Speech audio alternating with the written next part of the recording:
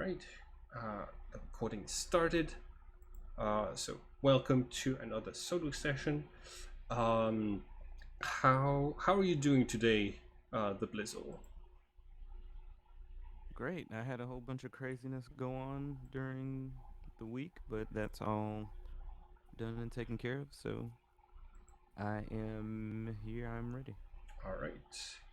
Um, okay, so we had established that you've been hearing this song coming from a spot in Ireland. You since you as a player were like away for some of the sessions, we can say that basically you had time to like veer off on this adventure, and you followed the song all the way to Dunbrody Abbey in uh, in Ireland. It When you gets there, um, you drive up this hill and you see you see like this cloud of fog that is forming around the abbey itself. You're able to only see like the very top uh, um, of this tower over here, um, from this mist, and uh, yeah. But but you hear Sophia's song coming specifically from like you're certain this is the place. As you're getting close, what is Jimmy's like demeanor? Are you coming in like fully armed, or yeah? What is your general attitude? Um, I don't know that I'm coming in fully armed because I don't know that the song hasn't done anything or given me any indication that a threat is imminent. So I would probably be a little bit more stealthy in the approach. It's not like I'm just gonna walk in and like knock on the door like, "Hey," or whatever, let me in. But I'll probably have something on like primary weapon to defend myself. But as far as being armed to the teeth, I'm probably not gonna do that. This Okay. is this seems to me like I would feel like this is more of like a side thing that I'm just going off to get away from um the events that have just happened. So I'd probably be more relaxed, but just a little stealthy in my approach, just aware. All right. Make a perception check.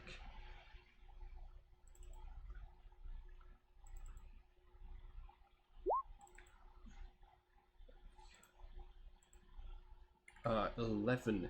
You out of the corner of your eye, you notice this like one moment you see a tree coming out of the mist, tall enough that you're able to see the leaves at the top.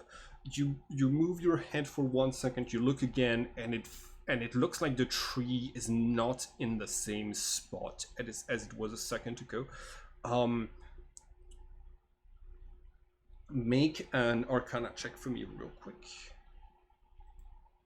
Let me turn.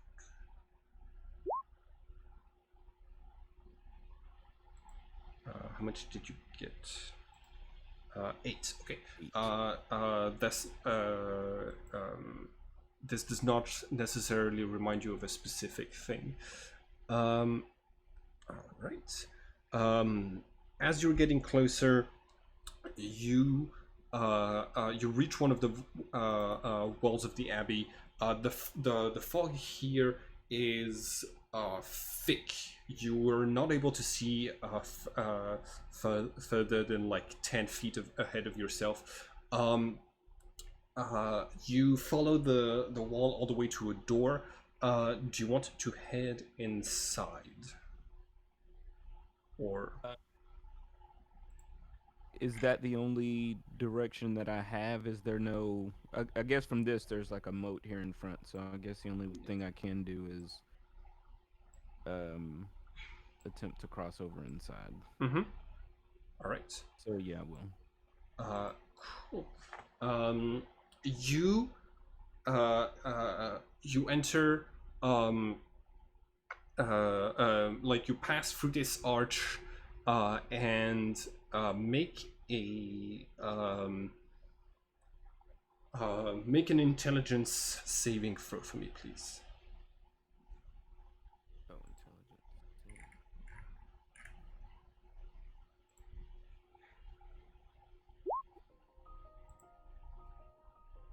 Okay. You find yourself like you walk on the inside of this place and you just walk out of the fog, but you're not inside but you're not inside of the abbey. You're out in like the plains where you parked your car. And the fog is behind you, and the abbey uh,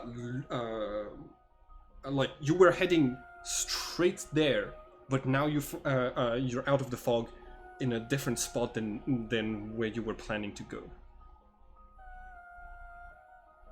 Is it like a loop? Like where is the abbey like now in front of me? No, now it's behind you.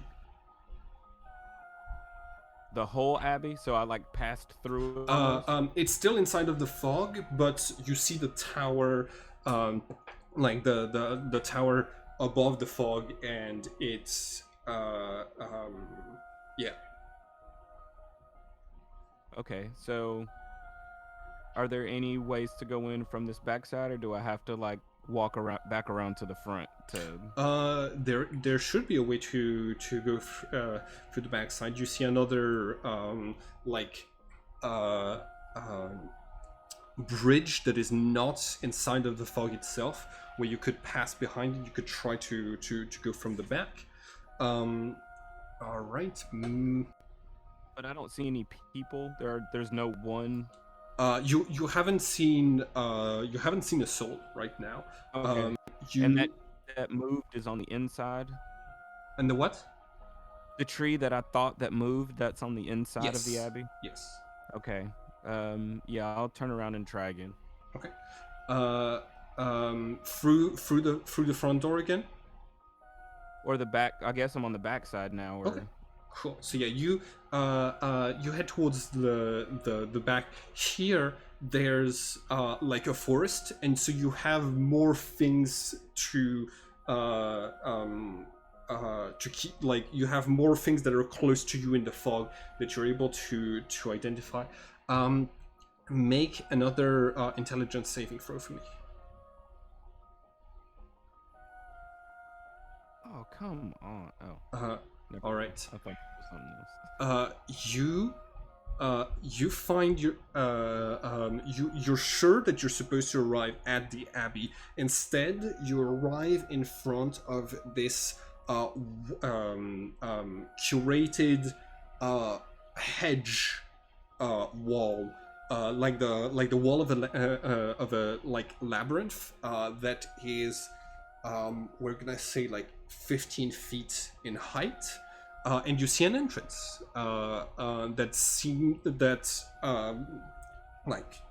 into this hedge, and behind it is another hedge. This is a labyrinth.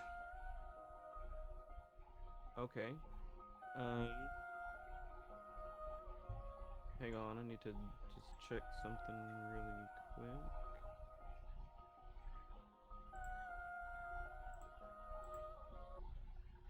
Because I'm pretty sure if I'm standing outside of the labyrinth, that I'm supposed to put this Oh, cloak of the Master on. yes, absolutely. So I would like to put that. All right, you activate your cloak of the quester. So they're in the path items, right here. All right, so This is a severity 1 outcrop of the labyrinth. So you've correctly identified this. Basically, in places where like it's really disorienting, it's super easy to get lost. There's a good chance that this place is touched by the labyrinth. There's a small outcrop of that weird dimension. You activate your cape with a bonus action. Do you want to have it in a specific? Which color do you want to summon it with? A color. Yeah.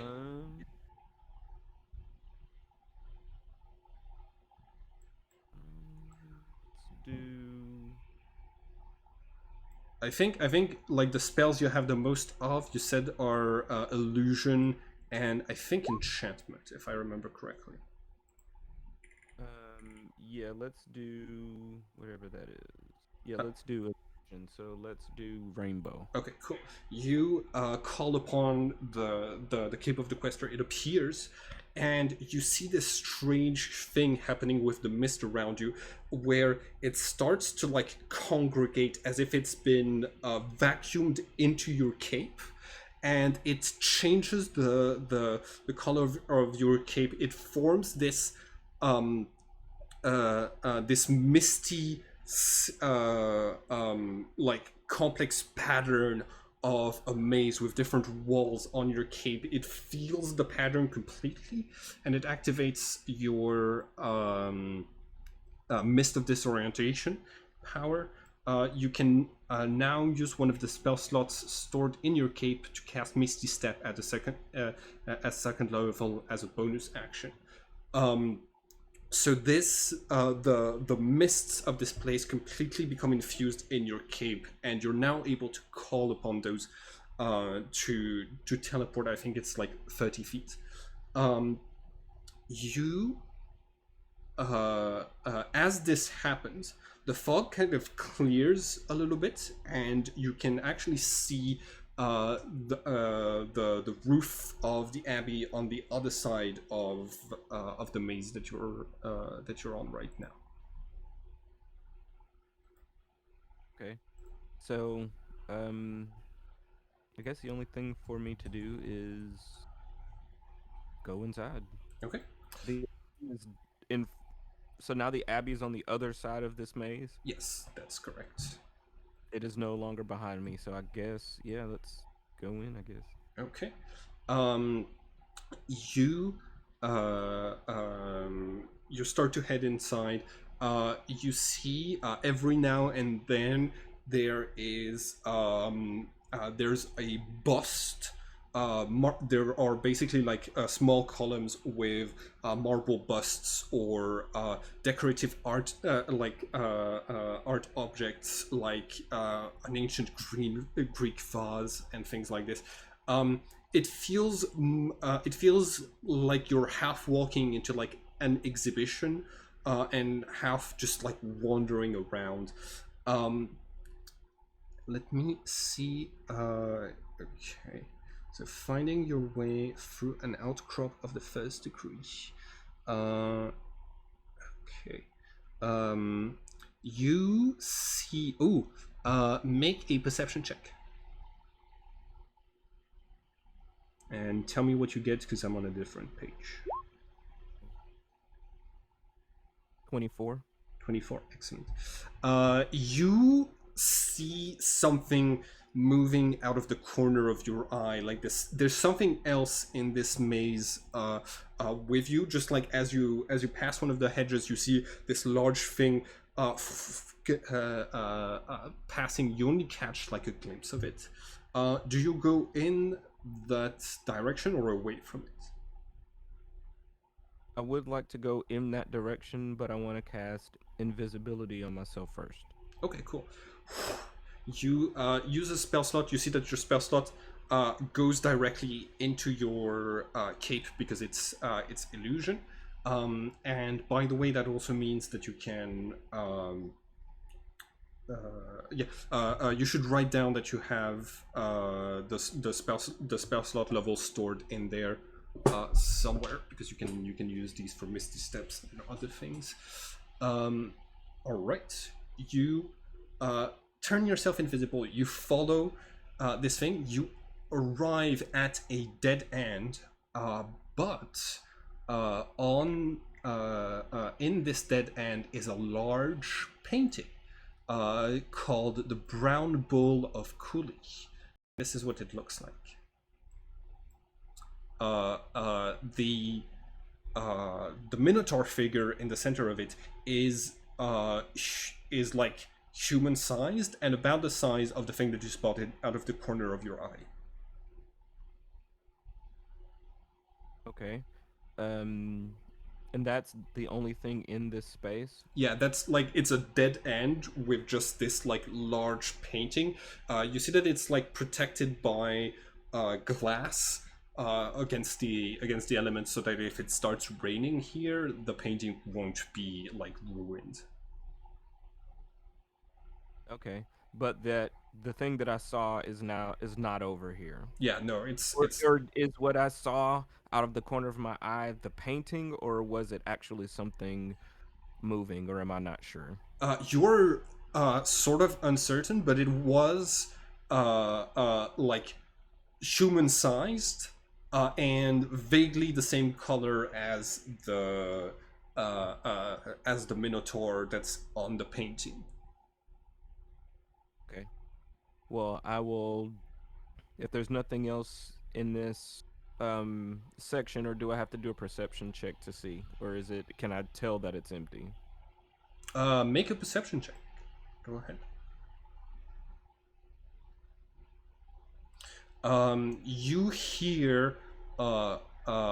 You hear something moving through the maze, footsteps, but they're not. But they're coming from like behind you instead of like where this dead end is in front of you. Okay. I'd like to move to the section I just came from Okay. and check the other paths, Okay. or go the other way. You got it. Make an intelligence saving throw, please. All right. You come back to the section where you just were, and it doesn't look like it doesn't look like what the part of the maze that you remember. You end up like trying to follow one of the paths, and uh, uh, you arrive at the center of the maze is this large square room with like no hedges, and you see another person is there. Someone facing away from you with this large black cape with a hood, um, and the same swirling misty patterns of a maze on their cloak as yours. Invisibility is concentration, but it lasts up to 1 hour. Okay, cool.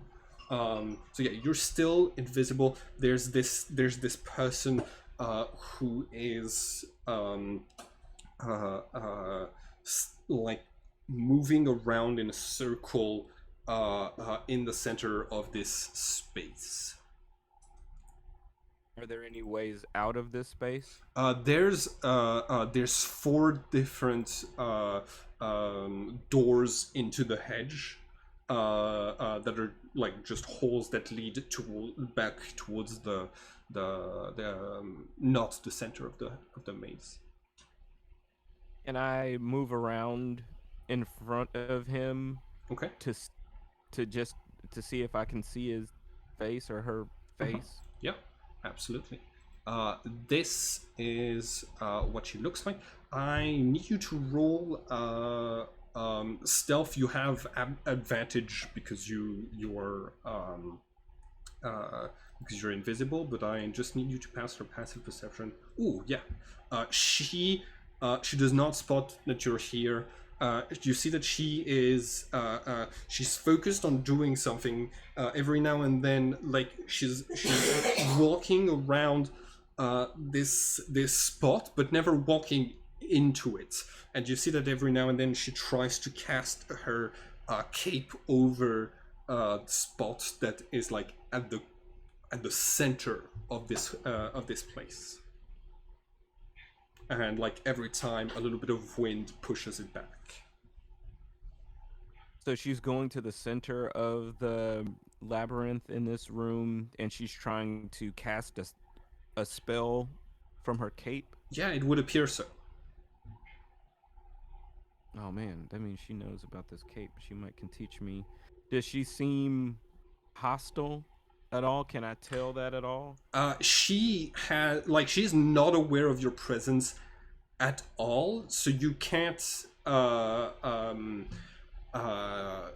really like gauge. She doesn't have. You do not see a weapon on her. Yeah, that doesn't mean she's not. She's casting magic, so she may not Mhm. need a weapon. Um, can I go out of the doors? Oh, I don't want to leave the center because I might not be able to get back here.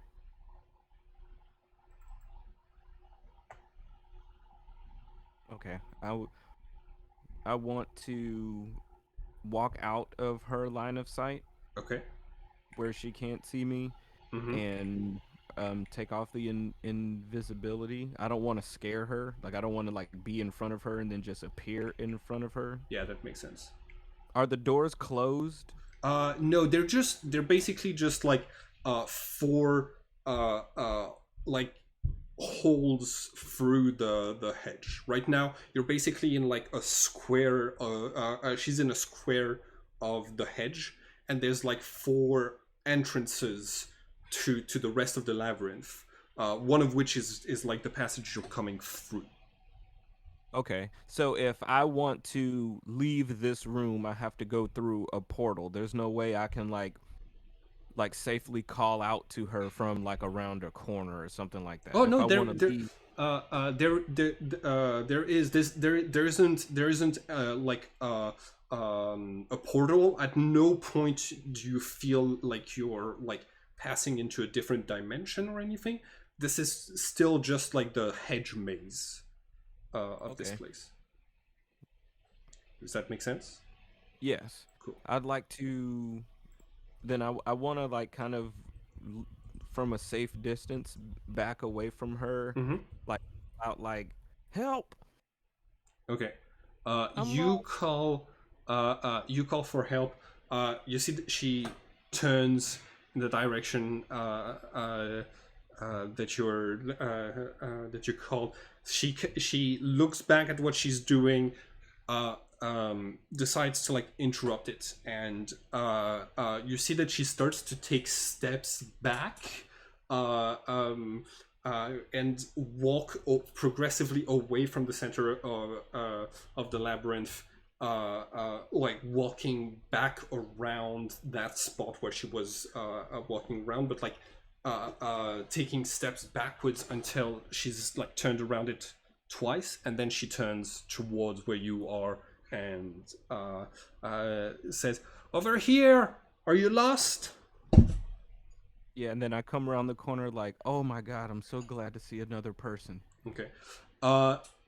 She sees the rainbow pattern of your cloak, and uh, um, uh, has kind of a moment of like uh, tries to like identify uh, yeah, tries to identify this. So give me just 1 second. Arcana is -1 for this person. So -1. Okay. Um, there's there's a pause. She says, "Hello. Uh, who? I'm called Nuada. What are you? What are you called?" My name is Jimmy. I am a famous musician from where I'm from, but I've never seen anything like this. Um, and I have wandered into this labyrinth maze, but I seem to have lost my way and cannot get out. Yes, that's uh, all right. Well, I'm the maze is uh, particularly hard to navigate when there's fog in here.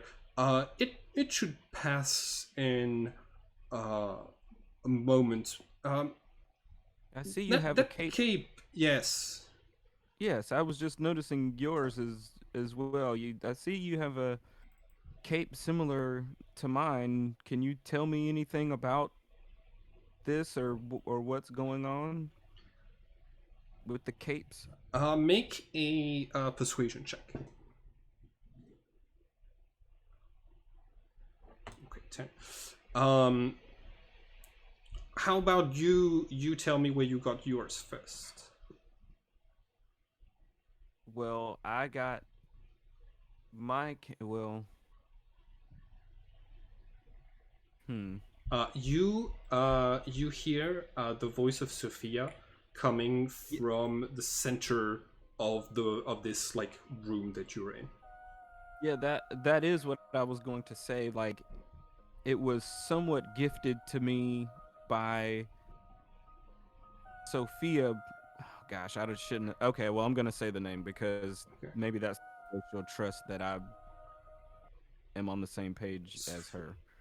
Uh, all right. Um, gifted to you. All right. You you hear singing sometimes, correct? Yes, all of the time, and I feel like I need to save this person, but I'm having to use the cloak and the powers to try to figure out where she is, how to get to her, how to free her. I'm just kind of, lost in this information. The only thing I know is that this song keeps ringing in my head, and I now have this cape that I know can help me in my quest.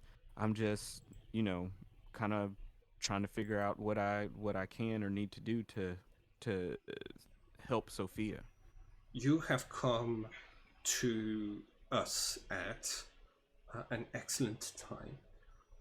Um, I am one of 12 uh, protectors. We. Um, do you know about the Irish mythology, the Tuatha de Danann? No, I did not. Um, it's uh, it's a group of gods in Irish literature. Little is known about them because Catholics came in and kind of rewrote a lot of our mythologies, but uh, we're not actually a myth. We're a group of people who were appointed a long time ago to protect this uh, protect the labyrinth. Uh, these capes, they are a symbol of they're a symbol of our position. You, you generally the only people who have those are people who were appointed to guard this place. But it's well, most of my group is already accounted for, was already accounted for. Some of them are missing, and this is uh, our order is going through a little bit of a crisis at the moment. Who are you protecting the labyrinth from? Or what are you protecting the labyrinth from? Why does it need protection? Because of Comcruach. It's a monster, a creature of darkness that exists inside of this place. An ancient god from our mythology that uh, is known to bring about destruction and a cycle of violence.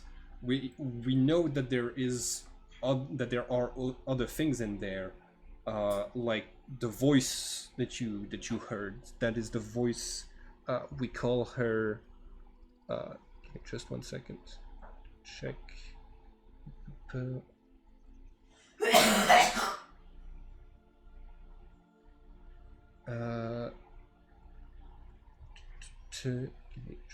Sorry about this.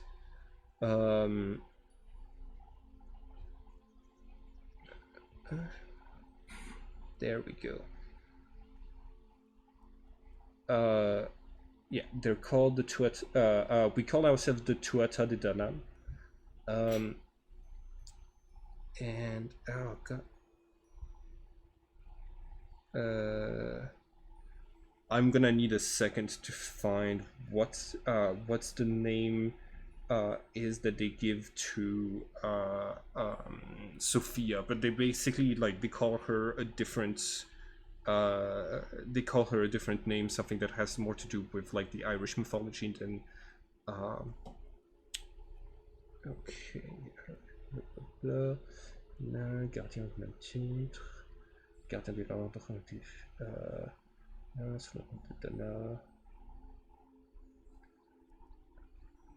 Okay. All right.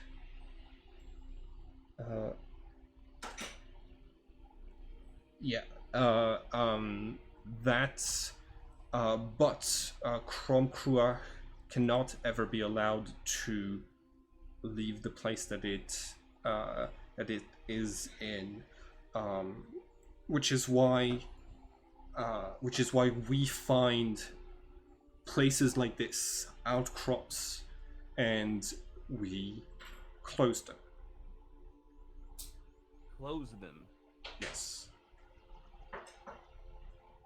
Okay. If right now this we place our capes over it. Our capes are made with some material that comes from the inside of the labyrinth, and they're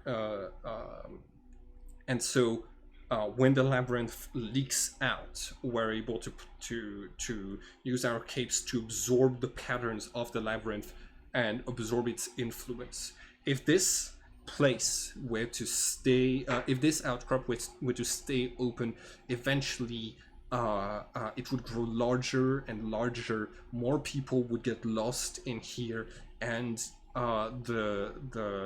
it's even possible at what we call the third level of the outcrop to get yourself so lost in this place that you end up inside of the labyrinth, lost forever.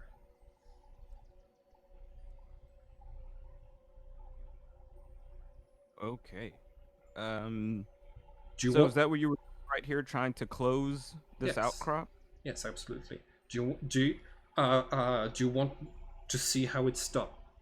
Yes, that's literally what I was about to ask you. Is there any way I can help and make it go faster, or you can teach me how to do this?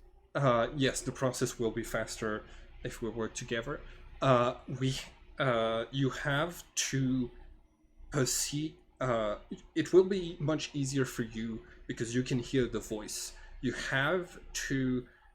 We have to get to the center of the outcrop, but it is not. It's not as easy as just heading straight for the center of the outcrop. You have to follow something that guides you to the right point. Close your eyes and follow the voice. And when you get to the center, wave your cape towards the voice, and it will close.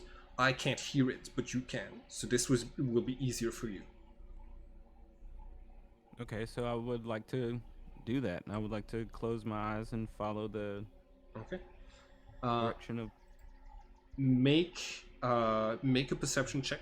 It's going to be a difficulty of 15 to hear it well enough to be able to get to the center. How much did you get?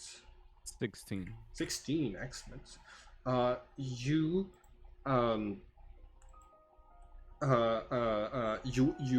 walk, and just like Nuada said, the center like at first you feel like you hear the voice coming from the center, but then it sounds like it's coming from the your left. So you start heading left, and the noise kind of curves and swirls around, and finally you reach a spot where you feel where the voice is coming from all around you. You take your cape, like Nuada instructed. You swirl it around, and the voice just stops. You open your eyes again, and the mist is completely gone. And like you can see the sky clearly. You can see Nuada clearly, and like your cape ceases to have those strange patterns on it. Instead, you see basically what appears like a so like it's how do I explain this? It's basically like a sequence of four bubbles that appears on your cape permanently, and they're of the following colors: brown. Let's see. The second one has to be white, red, and blue. You see that Nuada has similar sequences. She has about like 80 of them spread out throughout her cape. What were those colors again? Brown, white, red, and what? Brown, white, red, and blue. You see that she only has like there are combinations on her cape that only have those four colors. They're just that like sometimes it's like brown, brown, brown, blue, or things like this. Gotcha. Yeah, you did it. Congratulations.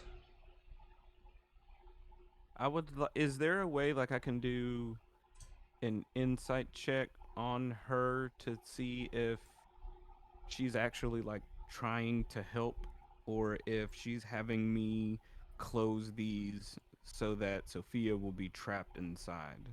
Go ahead and make an insight check. Yes.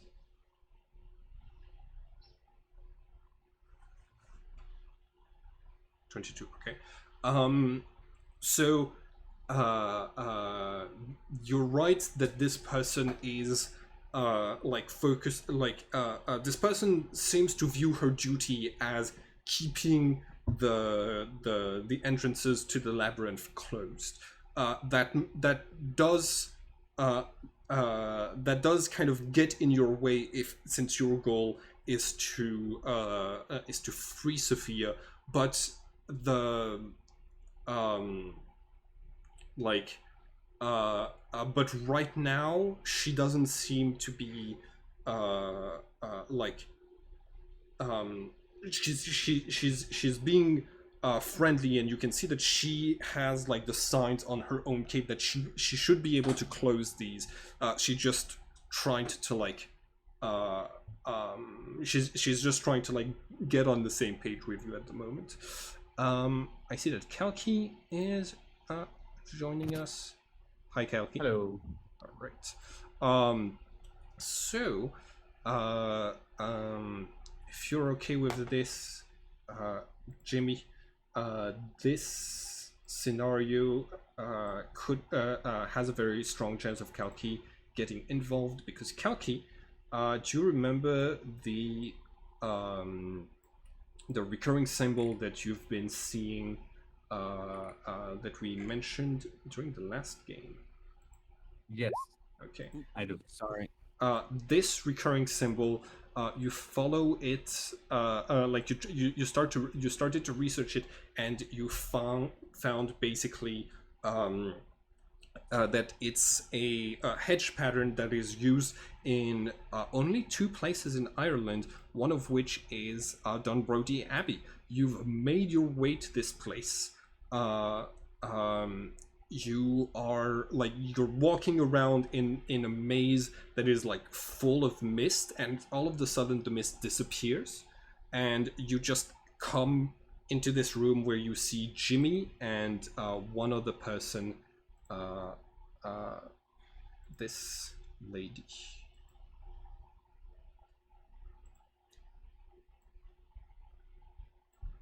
Right. Mhm. you you've been brought here by something different, but you've also basically like found your way here through like following some signs. um Nuada turns around, sees you. She is going to turn back to Jimmy and says, "A friend of yours?" Yes, this is actually a friend of mine. Yes, Kalki. This Hi, is Nuada. Nuada Kalki. I'm surprised to see you here, Jimmy. I was following these premonitions that I had, and I just landed up here, and it's surprising to see you here. Yeah, so you know that song I've been telling you guys that like I've just been hearing in my head since I met you guys. It was the strongest here, and it just drew me here and led me here. So I was following that song and ended up here. So I'm actually just as surprised to see you here. Wow. Let's get the bottom of this then. Yes, for sure. I Nawada, if you recognize. want. You see that Oh, like she squints her eyes a little bit and she says, "Have at Kalki, have you followed? Have you been seeing symbols of a maze in your everyday life recently?" Yes, how did you know about that? The the protectors like me are we have we are tied to the labyrinth. Um, if you if you become a part of our order, you help protect the labyrinth from magical detections. Uh, and every time that somebody tries to do divination on the labyrinth, their magical effect does not work, and instead we, one random guardian, one random protector, uh, uh, has a vision, has that vision instead. Uh, I've You were called here just like me to try to close this thing, but are you? Uh, did you ever uh, join one of those orders of protectors, the people who guard entrances to the labyrinth? No, I don't think I joined any order. Okay. Maybe I know somebody in the past who might have, Who? but yeah. Huh? But yeah, like Who do you know? Who do you know who could have? I think it was Kukulin Yes, Kukulin who might have done it. was a part of our order. He was the Morigu at one point. Yes, indeed. Uh, how I'm sorry, I'm confused. How would you know a person this ancient? Are you are you I do not kind of question these things. Like, yeah, I got a vision, just like how I got a vision of the maze. That's how I got a vision about Kukulin as well. I did not recognize that person. I had to research him. And there were a lot of things that are not in the records that I saw in my vision. But seeing this place, and I have seen this place in my vision before, I can add a couple of things together. It's starting to make a little sense, but yeah, I'm still lost. all right? I well, it's excellent that you're both here. My order is going through uh, a crisis at the moment. Um, I'm supposed to be. I'm the leader, so everyone, all of them know my identity and how to find me. One of the capacities that the protectors have is that we are aware when one of us dies, and multiple of us have been dying uh, rather quickly. Both of you can make an insight check, please.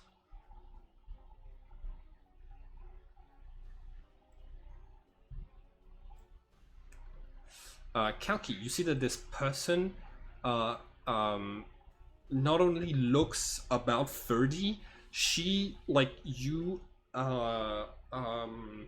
get the sense that this person stopped aging at 33, which is something that's, as far as you know, most, like, only happens to, like, Trinities.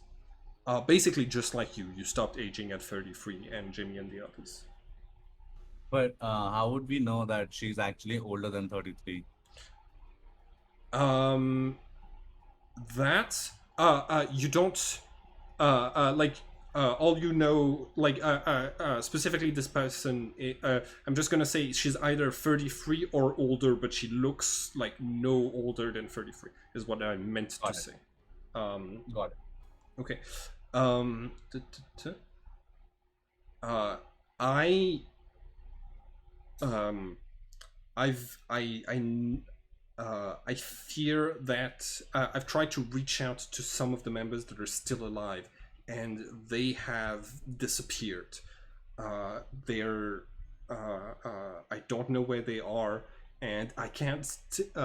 There's a lot of outcrops of the labyrinth that are popping up over Ireland. So those of us that are still here are overworked. I should have gotten here to take care of this outcrop much sooner than I did. Um, I need help to find my other companions, to find out what's happening. Can I ask that you aid me in this? I just arrived here. So I look at Jimmy. Yeah, so I have already helped close one of these outcrops because when I first came into the maze, there I saw what I thought was the image of a bull or a demon, and I saw a painting, and she's explained that these creatures roam around in these mazes, and they can get out, so we have to close them so they don't get out. Um, I wouldn't have believed that, but I'm pretty sure that I saw it when I first came in, and so I have agreed to help her do that until I can Yeah, get answers about the inside. I have to save Sophia from the labyrinth, but the more pressing danger are these demons that are in here, so I agree to help. yeah, Um, I'm with Jimmy then. I'll help as well. all right. Let me tell you a little bit about what's happening. All right, so all 12 of us are named after members of the old Irish mythology, the Tuatha de Danann. Um, uh, yeah, recently, uh, Dagde has died. He was our painter, one of the rare people who, like you, could hear the voice coming from the labyrinth. Um, I felt his death happen just uh, right after meeting me during the night in like 3 days ago. Uh, I know that he lived in a hotel in the port of Waterford, 12 kilometers from here. But I haven't. But I've been taking care of outcrops everywhere, so I haven't been able to investigate. Um, on top of this, we have I've tried to contact a few others, and they have not answered. Midder has not answered. Bridget has not answered. And Bron, I've instructed to go into hiding because of the danger that's looming over our order. I don't know who's attacking us and who's kidnapping us, but I need somebody to find out.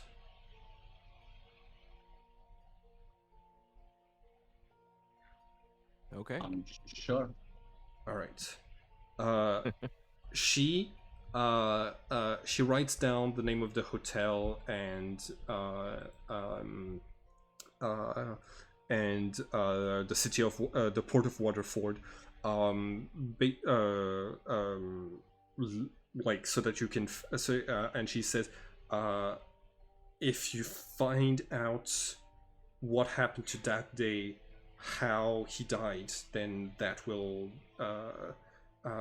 then maybe we can understand better what is happening.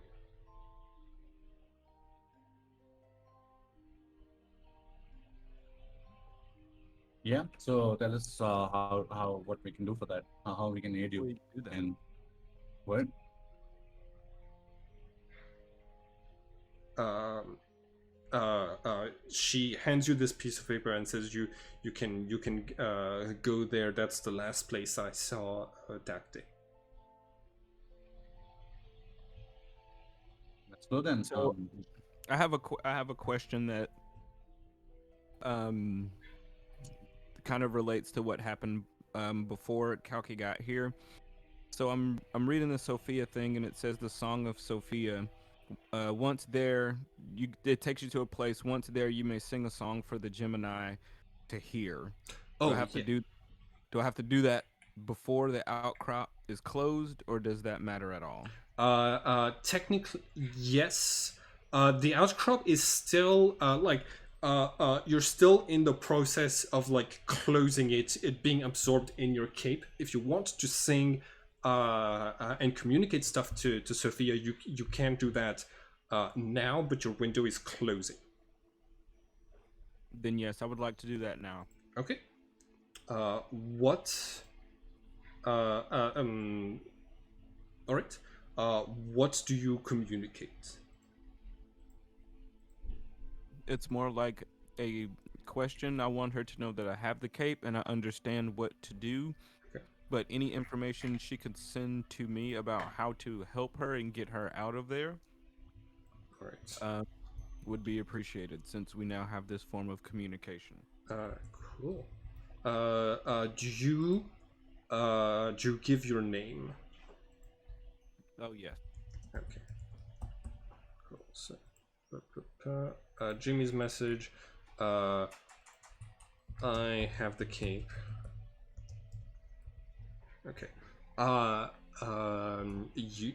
Cool. And you are asking about how to get her out. Okay. Cool. Excellent. You sing this for a little bit. Nuada's lets you do it, but doesn't seem to understand exactly what you're doing. Um, yeah. Afterwards, she is going to say, there are more outcrops happening around Ireland, so I have to go in and take care of these. This is my this is my phone number, and you can contact me. One quick question. I just remembered. I think before you go, wasn't Kukulin a scourge? I don't know what that is. Okay. Cuckoo, All right. Cuckoo Lane was our Morigu. Morigu is the fighter amongst the 12. Uh, but if I remember correctly, he he joined the order, got as much knowledge about the labyrinth as he could, and then betrayed the order. See. All right. Thank you. Did I hear her say that? Yeah. Okay. She's giving you her phone number. She's asked for yours in order to be able to contact you as well. Do you give her that? Yes. Okay, cool. Cool. For Jimmy, anyway. I can't speak for Kaki, I guess. All right. Jimmy, do you know that she's a Trinity? Or you don't know it either? A what? Or have you told her that that you are a Trinity? No, but No. she had deduced that from me having a cape and her also having a cape. Oh, so she knows that you're a Trinity. Yeah. I hold on. I don't know what you're saying. No, Oh. this was I as a didn't. I was asking as a player Oh, okay, okay, okay, to. okay. All right. No, I did not tell her that. Okay. Okay. All right. Cool. I also give my phone number and take hers. All right, excellent. All right. She is going to head off. She's got like those outcrops to take care of. She says to you, Jimmy, before you're walking towards the outside of the abbey. You see that she has a car with a bunch of stickers on it. Some of them are for the IRA, and as she's like preparing to enter her car, she turns to Jimmy and says, there are there are there are few rare people who are able to hear this song, and it's tempted a lot of people to try to go in there. No one's ever come back, and we believe there's also a monster inside of the labyrinth. I would advise that you reconsider your quest, but I will not stand in your way. How much do you know about Sophia? Uh, I know that people call her Sophia, but we don't know what the name they call her. But I'll use whatever name that is that she knows her by. Okay, so give uh because I know what the other group call her. I mean, just 1 second. I know how to find this out. All right. What she knows is she's gonna say simply, a long time ago, um, um, our order was created from Dana,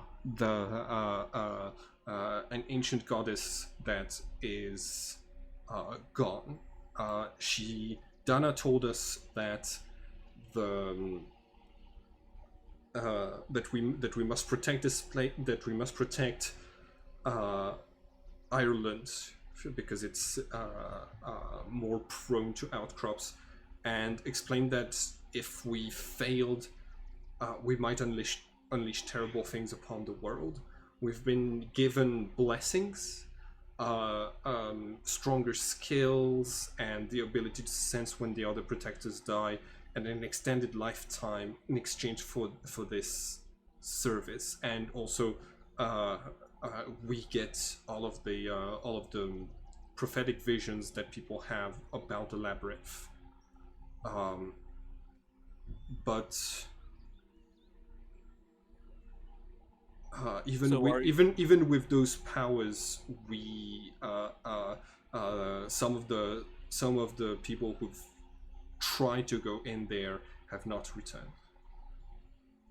so I've received what I think is a direct message from her as a call for help. Are you saying that it is your stance and your order stance that it's more important to close those outcrops and not go in there than to save her? Um, our order tries to seal the outcrops. If you find an outcrop of the third level, you can go in there. I would not recommend it, but I'm not going to stop you. Uh, um, our order has lost people who try to do this. Generally, the Dagde, the people who are able to hear the song like you, but it, for all we know, it could be trickery from Kurash. It could be a false song.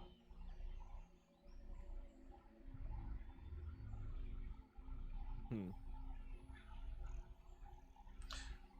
You think it could be a false song, though I've gotten a response from this person? I think there's a chance. Um, we we as an order have been tasked with surviving the passage of time, continuing to exist, to continue this task no matter what.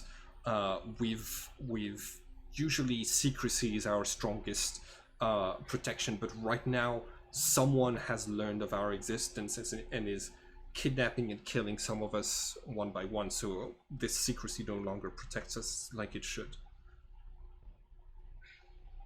Okay, well we will go to this place that you've directed us to and check it out and see what we can find out, and we'll stay in touch.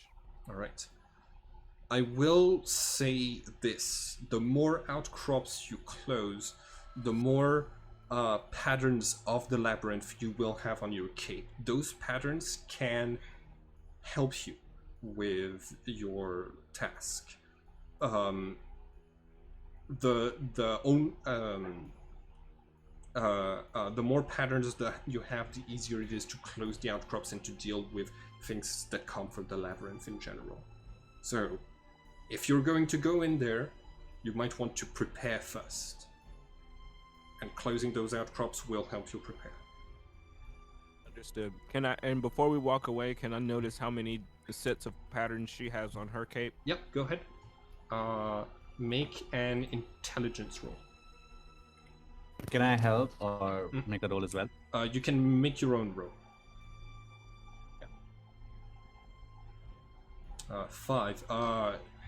Okay, so Kalki, you are able to count that there's like around 80 patterns. She must have closed 80 different outcrops throughout her life. Got it. And I Okay. pass this information to Jimmy. She gets in her car, starts it up. You see that it's like a rather small British car, and she is going to drive off.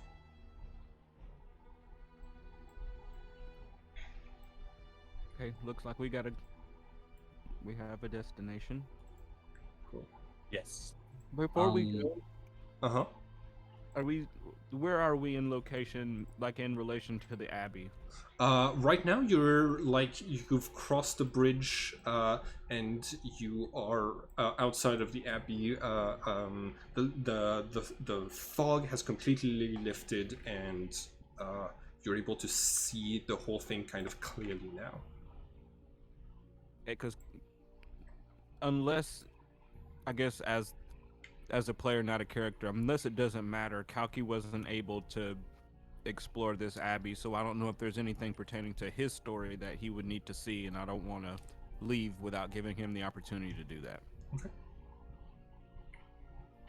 Okay, now back to the character. I will I have a question out of character. Uh-huh. So I was reading the Kukulin story that Yes. you've given, the handout, and it refers to the maze and Taurus. I'm assuming that, like, you don't have to answer, but I'm assuming that's who we'll face once we go inside, before after the outcrops. The thing here is that Kukulin was controlled by his Archon. Yes. And there's a line here where he says that he's hoping to help the goddess escape and gain divine favor. Yes. So again, I'm assuming that since it says goddess, it's going to be Sophia. So you don't have to answer. Taurus is a goddess as well. Oh, Taurus is a female. Yes. Okay, and it's a goddess. Got it. Got it. Okay. So do I know whether Taurus is an evil goddess or a good goddess, or what kind of? Make a religion check. Okay.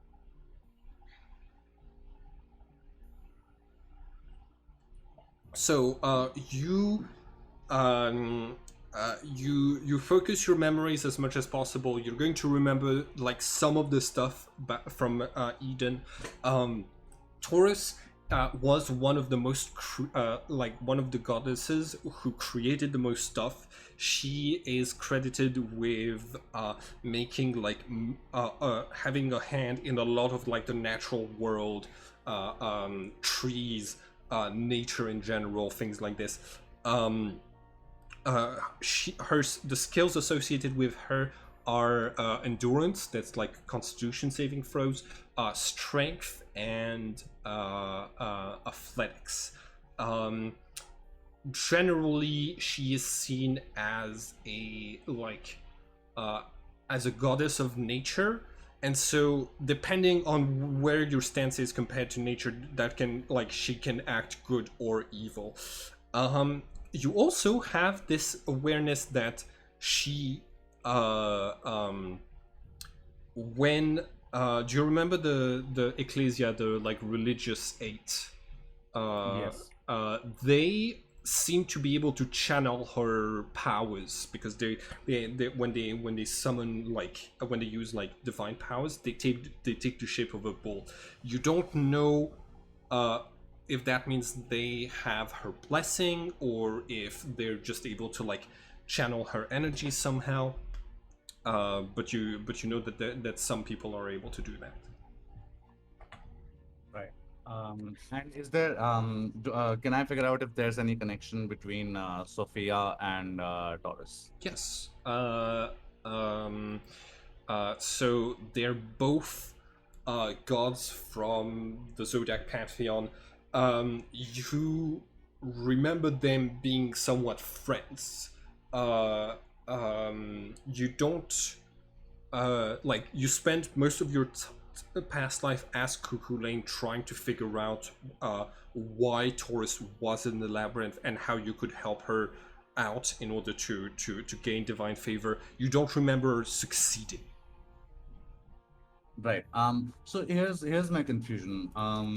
Even an Archon is allowed to gain favor from the goddess. So if an Archon is trying to gain favor, that I'm assuming that should be a bad signal for me, because an evil creature is trying to seek someone's help.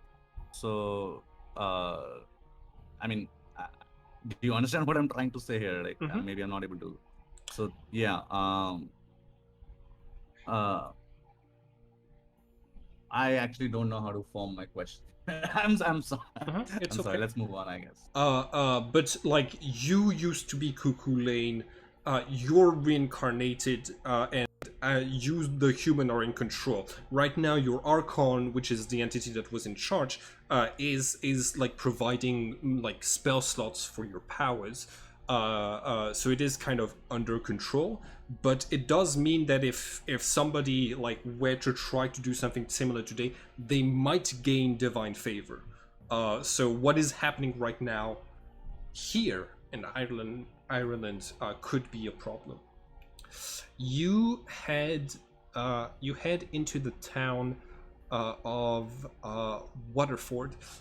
You have you have the following information: the Dagde, one of the members of the Tuatha de Danann, was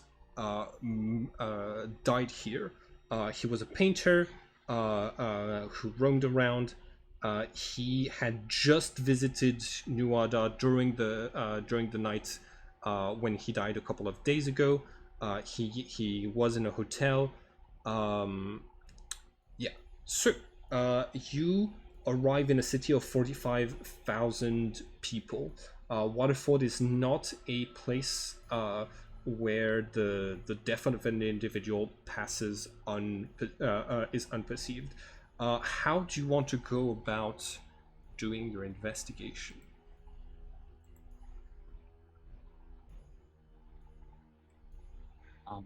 You're the stealthy one, Jimmy. Yeah, Uh, that's what I was gonna say. I will probably try to be quiet and stealthy. So she only gave us information to this place. We don't know where his like the spot of death or his where his house or all of that Yeah, is. And she didn't so seem to know, and she said he was in a hotel. She did give you the name of the hotel. Let me pull it up for you. Uh, he was residing at the Wadding Lodge, a small hotel near the port. but you said this didn't go unnoticed, so everybody's gonna know about this or have information about. Oh, when I said it didn't go unnoticed, is that like it's a murder in a small town, so some gossip might have like you imagine you'd be able to get some gossip if you want. Oh, okay, right. great. So there's a tavern then. Yeah, I was thinking the same. Yeah. yeah. There's a local like Irish pub. I Oh, have an idea for you, Jimmy. Maybe you want to try sneak into the hotel, after the tavern or before the tavern, something. okay, yeah. All Yeah. right. You want to do that before or after? No? After the tavern. Got it. Yeah, let's do it after because we may get some information that may help me while I'm in there. Got it. Got it. Uh, let's see. So I'm gonna be playing the Slaughtered Ox Tavern sounds. Cool. All right. So, you find a local pub that's like pretty close to where the hotel is. Let's see. Let me see if there's anything. Okay, cool. Yeah. There's like 5 people on staff right now. It's like the early afternoon, so there isn't a lot of like patrons here. But you do see like some people who are already like completely drunk. Who do you want to talk to? By the way, your entrance is noticed. Kalki, with like the bright blue skin, you like some people notice your arrival and then turn their attention to Jimmy, and you hear someone like whisper your name, Jimmy. Oh, it's Jimmy Finger. What do you do? I would like to talk to the bartender. That's always the Okay. that's always the purpose. So strong Irish accent. I'm not that good at accent, but the person is like, hi, what can I get you? Hi, I'll have an ale. You want a brown ale? You want a blonde ale? You want a ginger ale? Take a blonde, please. Okay. Uh, Ginger for me. all right. What brings you to these parts? We're just passing, kind of passing through. I on the heard on the streets here that you guys like recently had an incident happen in the city. What was that about? Um, do you mean people are still talking about the murder? Is that what they're talking about, or is it the like the fishing disaster? No, the murder that was going on, or Oh that yeah, happened. poor Sod got shot in his own car the other day. Uh, doesn't happen very often, so uh, hopefully it's not gonna affect tourism too much. But yeah, poor guy got shot in his own car. I hear he was homeless, so that's probably why the cops aren't like putting much more effort in the investigation. So he didn't have any friends here in the city or anyone that knew him. Do you know why he was here in the city? Um, I no, that's not really my business. But some people just like wander through all the time. It's it's a port. You got a lot of folks like coming in and leaving and stuff like that. Are And there a lot of sorry? I was just gonna ask where was the car found? Oh yeah, he dude was found in his car. It probably got sent to like the uh Police impound. yeah. Gotcha. Are there Last thing really quick. Can you tell me where your law enforcement is? Oh yeah. Which building? We got so what you need to do is you need to take a left on Brochure Street and then a right, and you can't miss it. They've got they're the only building in town that has the British flag. Okay, perfect. are there a lot of homeless people in this town? It seems like a small town, and Uh, I mean, yeah, you got homeless people kind of everywhere. There's gonna be less than in the capital, but where the economy's in a rough patch right now. So yes. yeah. And do you know the area where he was shot? Like the car. Oh, I don't. I didn't actually look that up. I know it was in this neighborhood, but uh, I don't want it to like weigh on my conscience every time that I walk past the street that I walk past every day. I, Yeah, but as a newcomer, I just want to stay clear from that place. So like I'd not like to go there. So uh, if you could, it, I like I said, I don't know. You'd have to ask the police. okay, all right. All right. Uh, cool. Do you So want? wasn't he shot? I'm asking this as a player. Uh huh. Wasn't he shot at the hotel? Like that's what you told us before, or I misunderstood? He was. He stayed at the hotel. He was not shot at the hotel. Got it. Okay. Okay. Um, and we know. Oh, and this is like a terrible question, but we know this guy's name, right? She told us his name. She said Dagde. The person was. He was referring to him as Edward Mann. Edward Mann. Okay, perfect. Yeah. Also, he called him homeless, but he was staying at a hotel. Right. Yeah. That's okay. Yeah, that's weird. Um, I turned to Kalki and I ask him if he has any ideas, and if he doesn't, then we should probably ask some questions at the police station. You don't think we should check out the hotel first, where he was staying? Well, yeah, we would probably be able to get it since we know his name. Yeah, we should do that. The only problem is we don't know which room he was in, and we can probably get that information from the police. If I Fair. go in and just throw the name out there, they're especially for a dead person, they may not tell me which room he's in, and then we gotta Fair. then I gotta search the whole hotel.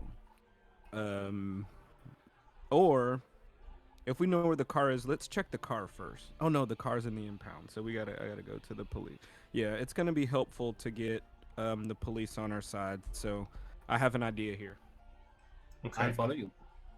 Okay, so in the street, I guess, do the police have any like identifying like Uniforms? badges or uniforms or Yeah. things like that? I want to pose as a detective from another city, not from their city. Okay, cool, cool. You so you're gonna cast disguise self? Yes. Okay, cool. Uh, excellent. I would like for you to roll a general deception check and you have advantage thanks to your disguise self to pass successfully as like another helpful member of law enforcement. Okay. Um, cool. So you feel like you can probably ask a lot of questions, but if you ask some questions that are like too like there's still a chance that you might get caught if you raise suspicions with your attitude. Um, okay, so you walk up to you walk up to a police um, like there's a like a pair of like there's a policeman and a policewoman who are currently just putting tickets on cars that have stayed in the same spot, like in the park in a paid spot for too long. um you you've put your disguise on. What do you say as you approach? So you guys are putting in another hard day's work here. I, Uh, yep. then Well, hello there. I introduce myself. I am Detective Smith All right. from some city. The, Sun City. Yes. This is Bruner. This is Officer Bruner. I'm Boru. Uh, it's you are you welcome to sorry, I forgot, Waterfront. Yeah, it's Waterfront. a beautiful city. I won't take up too much of you guys' time. I'm obviously here. I guess you probably know about the man murder. And in my case logs, I got all of the information, but they forgot to give me the his hotel room at the hotel he was staying at, his hotel number. So I was just hoping I could grab that from you guys right quick, and I will be right out of your way. Um, I so hold on. I'm gonna make two intelligence checks to see if either of them are uh okay. And cool. Boru is gonna say, "Oh yeah, I remember. I was putting tickets on the post on that dude's car, like just a couple of days before he got shot.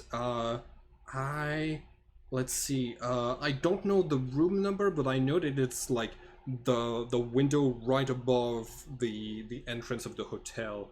That's where my the other detectives were. So just look at the hotel's entrance, and it's like the window above that.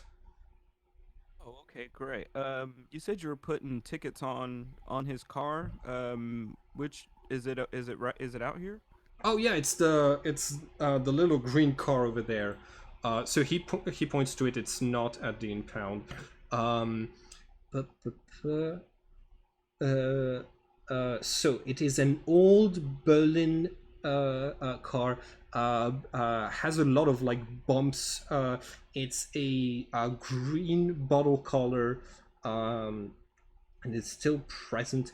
On the inside, you can see a, like a dozen of incomplete paintings, a lot of which have variations on the themes of labyrinths. All right. Are the Uh, cops here with me, or did they just let me check this out on my own? they're off. They're still like doing the tickets, so they're continuing on their route. Um, Um, I want to oh, make a perception check. If we are being watched or okay. something. Make a perception check. Um,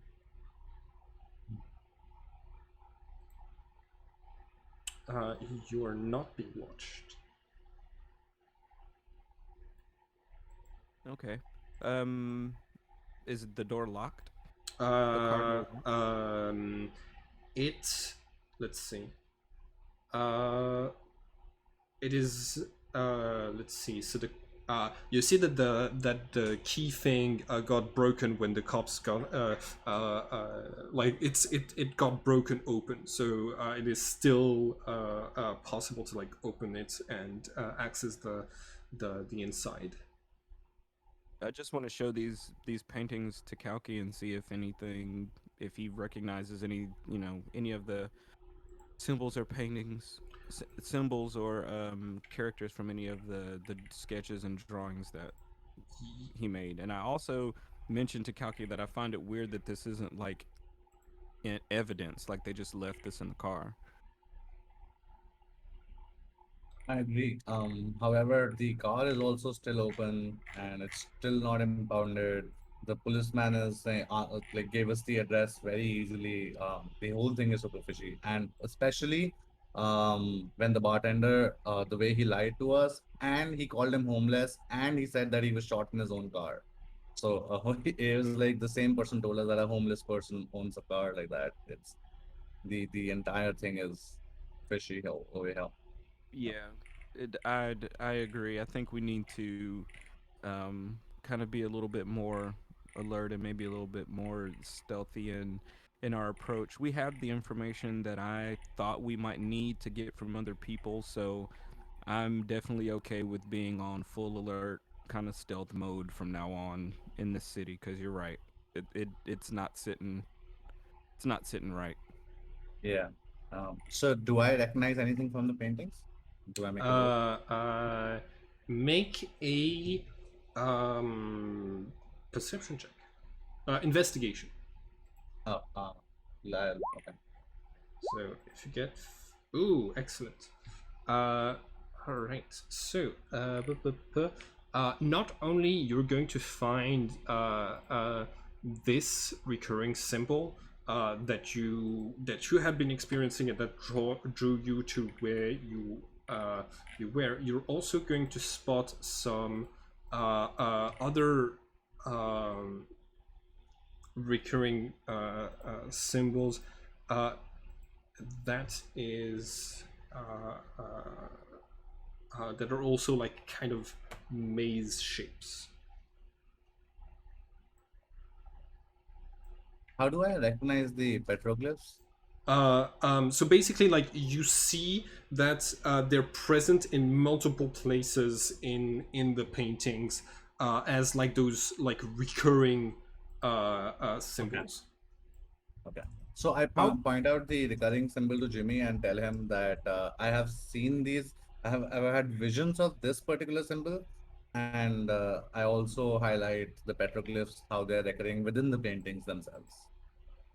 how good am I? And this is, I guess, out of character for a second, because there isn't a like a skill for this. Or how good am I at like drawing, like sketching? So if you have a drawing kit, then you can use this to roll. Otherwise, I will probably make you do either a performance or a sleight of hand check to represent like drawing skills. Doesn't your phone have a camera?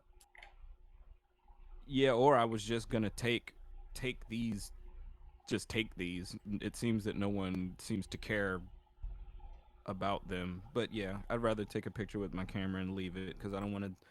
If someone is watching, I don't want to be seen taking evidence out of the car and all of that. So I want to take a quick picture of these um, with All my right, camera.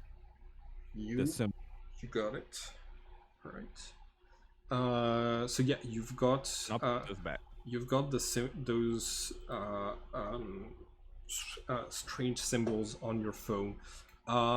Make uh, make an Arcana check for me. Me too, or just him? Okay. Just him. I Nothing have a happened. Yeah. I have a quick out of character question again. How come when Kalki rolls like perception and investigation, there's only one number, but every time I roll, there are two numbers? Oh, that's because so there's the option to roll with advantage or to roll twice. That is on your character sheet. Towards the top, do you see in red where it says? Hold on. Oh, wait, hold on. Let it's got to be in the settings. Yeah, Right. I So do you see right under like where the different pages are? Do you see where it says NPC and role queries? Yep. You have selected always roll advantage. Okay. And that basically means you will always roll two dice, and if I determine that you have advantage or disadvantage, we will select the higher one or the lower one. So you can have you can just modify it so that you can so that you have this. For me, it's easier because if I sometimes Kalki will have advantage and will need to roll twice instead of just rolling a single time, so it saves a little bit of time. That's Okay. it. I think I fixed it. I'm just gonna just roll here just again just to be sure. Mm-hmm. Okay, yeah. Okay. I fixed it. Yep, Okay, you cool. got it. Thanks. You got it. All right. Y'all wanted to head to the hotel, correct? Yes. All right. You Sneakily. find a like red-haired, large beard,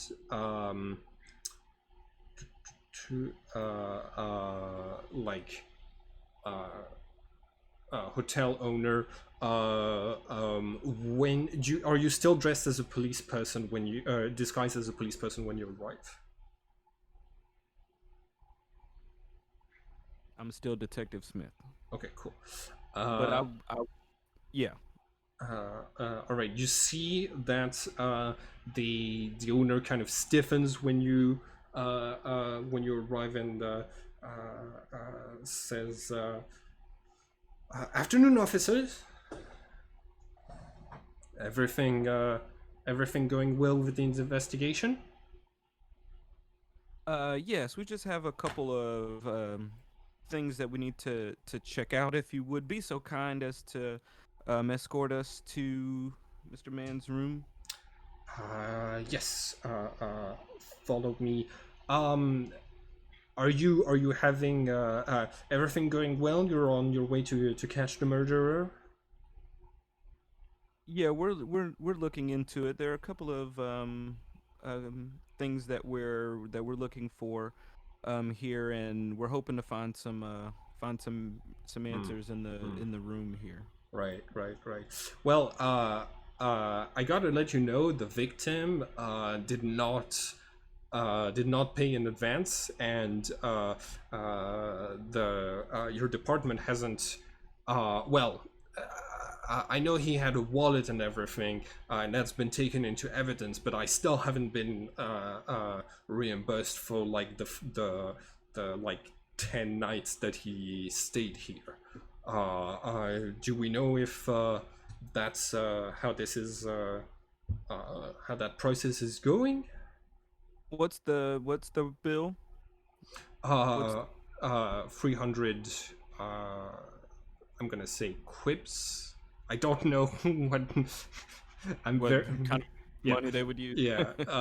We're gonna say the equivalent of like 300 euros. Okay, well, I'm going to. I have much more than that. I'm going to reach into my pocket and say, for the sake of the investigation and to get everything moving along, and for your continued help and being accommodating, I will take care of this bill for you here. And actually, here's 325 Oh, for the thank you, trouble. thank you so much. You see, Hold on, hold on, we wait. Let don't me see let me. a lot of cops like you around here, and you see that he pulls out a little notebook, and he's I forgot I got this when I cleaned the room. It belonged to the victim. Excellent. I'm gonna pass that to Kalki. Okay. Yeah, Uh, I'll have a look. all Hold on, right. let me just give me 1 second. I gotta let me subtract that money. Hold on. Uh huh. Kalki, roll for investigation. How much did you roll? 4. Okay. You uh four? Okay. It's there's a lot of more labyrinthine patterns in there, and a lot of like, but the handwriting is terrible, so you're not able to like read read it like efficiently. Um, I can't read this, man. I give it back to Jimmy. Like, you have a look. Okay, uh, hold on. Yeah, I'm out of character. Honestly, I really just passed it to you so I could do the math on this money here real oh quick. yeah. But Yeah, go ahead. just give me. I failed the check though, so yeah, take a moment. Okay, hold on. Okay, I got it out now. Okay, where are we? What's going on? So Uh, I failed to Oh, read the notebook and I gave it back to you. like the I think handwriting I failed the is check. the okay, handwriting is not easy to perceive. So okay, you I'll can roll investigation as well, Jim. okay. 18, excellent. Cool. So you see an obsession for mazes. You see the figure of the goddess Dana being represented multiple times. Portraits of her, including as Christian icons like the Virgin Mary represent like as a way to represent this this local goddess Dana. In the last few pages, Dagday has painted visions of nightmares. In those nightmares, a gigantic monster with two heads emerges from the labyrinth. Both heads with a mask, one one white, one black, and in the next one, you have this painting called Kromkruach, and this is the painting in question. Okay. So, Yep, I'll show that to Kalki. uh, Um, Gilbert, who is the owner of this place, is also gonna say. So the night that the dude arrived, there were like four young people wearing like dark clothes, hoodies, who arrived after him, took two rooms, and left the hotel the next day, but they uh, uh, but I saw them hanging around for the whole duration that the murder victim was here, and then I haven't seen them since he got murdered. Did you have you cleaned the rooms that they stayed in? literally The we haven't police even brought it up? took care of the a lot of the cleaning. They not thorough enough, so they missed the notebook. Yeah, if the policeman took over the cleaning, then it's probably not clean at all. So we should. Can you give us those rooms as well? Here you go. If you want to go have a look, you can. But I went through it, and so I've cleared made it livable again for the next guests. Actually, hold on. You see, he looks and says, "No, it still hasn't been. Nobody's in there right now. So you can go and have a look." He hands you the key. Did you get a look at these kids at all, or At the just what? through the kids, the four kids that were here? Yeah, they had they had so they had like long black coats, long hair, uh, big big shoes with irons on them, and Celtico Gothic jewelry. You know, like the uh, uh, like you know, uh, Did you happen to see any kids. symbols? They looked up to no good. You know. Yeah, did you happen to see any symbols on the cloaks, on the backs of the cloaks? Close? No, no, no. They had hoodies. Oh, hoodies. And they had like pins. Like you see that he's going to like search a couple of like Celtic crosses, but also the uh, um, uh, like but also the symbol at the top of in this image right here is going to be one of those like symbols that he mentions. If you don't Uh, mind, we'll get to investigating. Jimmy, would you want to show your camera photos to him and see if he recognizes any symbol, if he's seen any of them before? Oh, sure. Because yeah, they look exactly like that. Uh, yeah, they look like the stuff in the notebook. Yeah. I think I've seen those in the notebook that I gave you before, but that's uh, You didn't see them anywhere else? not that I can think of. All right. Right, cool. Thank you Have for a your help, good and day. we'll go up. We'll go upstairs. How do you want to do this, Kalki? You want to split up and cover more rooms quickly, or you want to go Let's each be one? together. Yeah, let's do each one. One All right. GM. Okay. Let's start with the kids. With the kids' room. Sure. he has not. The room that the kids were in got lent back, and currently there's someone living in there. I thought you just meant just the room of the victim. Right. I did not Okay. Well, understand that. we'll go to the victim's room. Okay. You can make one investigation check with advantage if you want.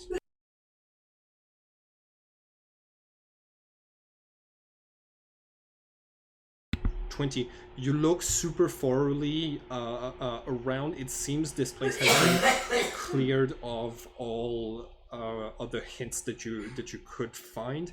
The place is spotless now.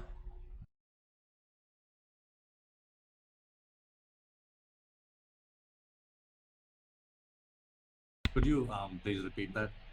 Oh, the place is spotless now. It's been completely cleaned up by like somewhat by the police and then by the hotel owner. You don't like you investigate every corner. You don't see anything that really stands out as a clue in here.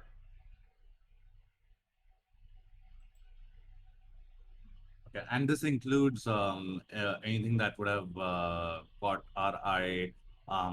Maybe it's in the corner, hidden somewhere under the bed or something. Yeah, Okay. So like his room you're is certain you've looked thoroughly, and that there's nothing here. So his room is completely clean. The car we've already checked. The kids' rooms we can't get into, but they've already also been cleaned. The police has given us the information that they have. And No, we didn't get all the information from the police. We specifically asked them only about the hotel room number, and that's all we got. And the car location. That's it. okay, so I guess the only thing we have left is to circle back with them and see if there's any information that can point us towards next steps, unless you have any other ideas. I was thinking maybe there's something else in the car that we missed. Okay. Well, Because we have to pass we that on didn't the way. we didn't check it. Like I feel like we didn't check it thoroughly enough. Maybe we just followed by what we immediately saw. Okay. Yeah. So let's do that, and it's on the way to the station anyway, so we can knock Sure. that out on the way. All Sure. right. Cool. You head back into the street and you notice something. Jimmy, the car that you rented has a broken window now.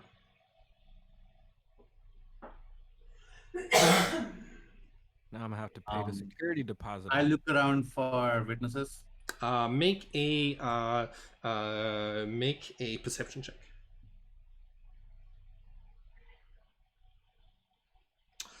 You don't you see that like there's like a couple who's passing down the street right now. They tell you they have not seen anyone. Jimmy, did you leave anything important in terms of objects in the car? Because I know sometimes D&D players like carry around a lot of gear. Uh, there's everything that was in your car was taken. No. Okay. Uh, um. Uh. So yeah. You like whatever had been like in the driver's compartment and stuff like this is all gone. They got some rations and a candle and oh Good man, haul. forgot my loot. I have to buy another guitar from somewhere. Um, yeah, that's it. That's all I Okay. got. Yeah, that makes sense. Um, yeah, so they got my guitar. Damn. I am mad about that. So I am gonna be mad about that because obviously that's important to me. But other than that, they didn't get anything. So someone is watching us. Kalki. I turn to Kalki and say, someone is definitely watching us, and they think that we have information. I don't see anyone. I've had my eye open, but I didn't see nobody. Maybe you can try um uh having a look. But Looking around. I'll yeah, go. be alert like from now on. Yeah, definitely for sure. So as we're going towards the police station, I guess I would like to check to make sure nobody's following us or watching us as well. Yeah, let's stop at the car first. Oh yeah, that's what I meant. I'm sorry. Yeah, Okay. towards the car. Oh, yeah, towards the car. Yeah. You head back to the victim's green car. You want to do an investigation check there? Yes. I want to do a perception check first. I Okay. do Okay, go to ahead. make So, sure nobody's Jamie, following. you've got the perception. Ooh, 23. Oh, Um, to have that action, that advantage on. Sorry. all right. Um, you notice someone is keeping an eye on your characters from a distance. Um, it is a red-haired white man with a scar on his cheek. This is what he looks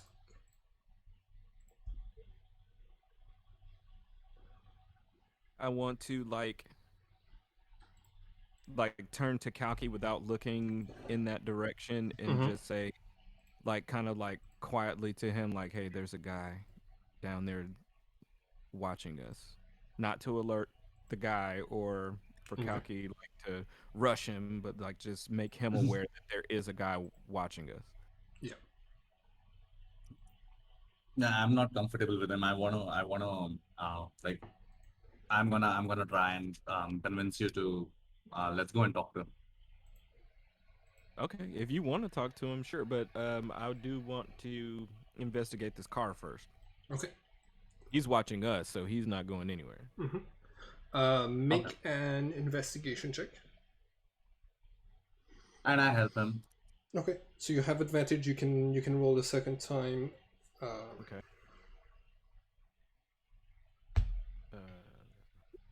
And keep the better one. 17. Okay, you look through here. You have like you look through the paintings and stuff like this. This car doesn't, like, unlike your car, which was closed, was not broken into. There's still like a couple of there's an old map of Ireland, you know, those like unfolding maps that are pretty large that show you all of the major roads and stuff like this. You have one spot on this map that is circled multiple times by with a pen, called Mag Slashed. Can you type it? Yes. I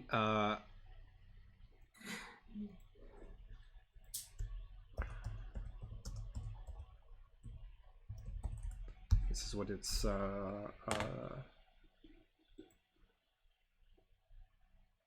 this is the spelling. I'm gonna take this. Okay. I don't want to take a picture of a map because we may need. Yeah, I'm just gonna take this one. Okay. You got it. Anything else? Do we look in the trunk? Yeah, that's all. Like, the trunk has more of those canvases that you saw, but they're similar in composition and style. Okay. Kalki. Yeah, I quickly want to Google how far away this Max like this. I checked it out. It's a town, and how far away it is from where we are right now. Yeah, for sure. It is in the county of Cavan. Okay, so you are currently in Waterford. It's waterfront or Rutherford? Okay, hold on. It's near the Abbey of let's see. It is near the Abbey of Dunbrody. So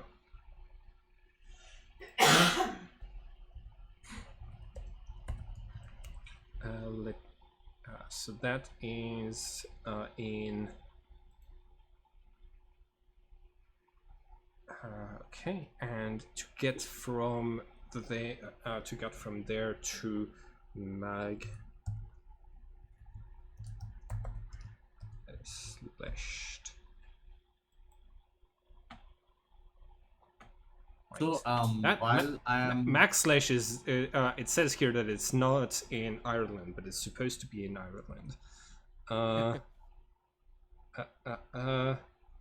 That's okay. You can give us any number, I guess. Oh yeah, no, like it's just gonna take you a couple of hours to get there. So while I was checking out this on internet, I also noticed there's a mention of druids and a battle.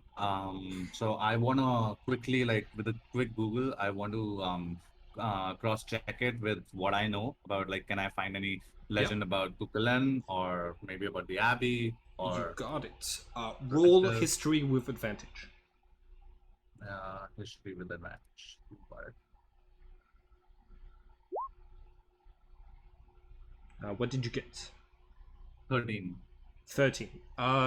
So you look up this spot. So it is this spot has a lot of archaeological dig sites. uh, um, but it used to be dedicated to Crom Cruach. And that section, the section that was dedicated to Crom Cruach, has disappeared. It used to be 12 stones raised around a single central idol covered in gold. The uh, um, and there is a nearby ruined abbey.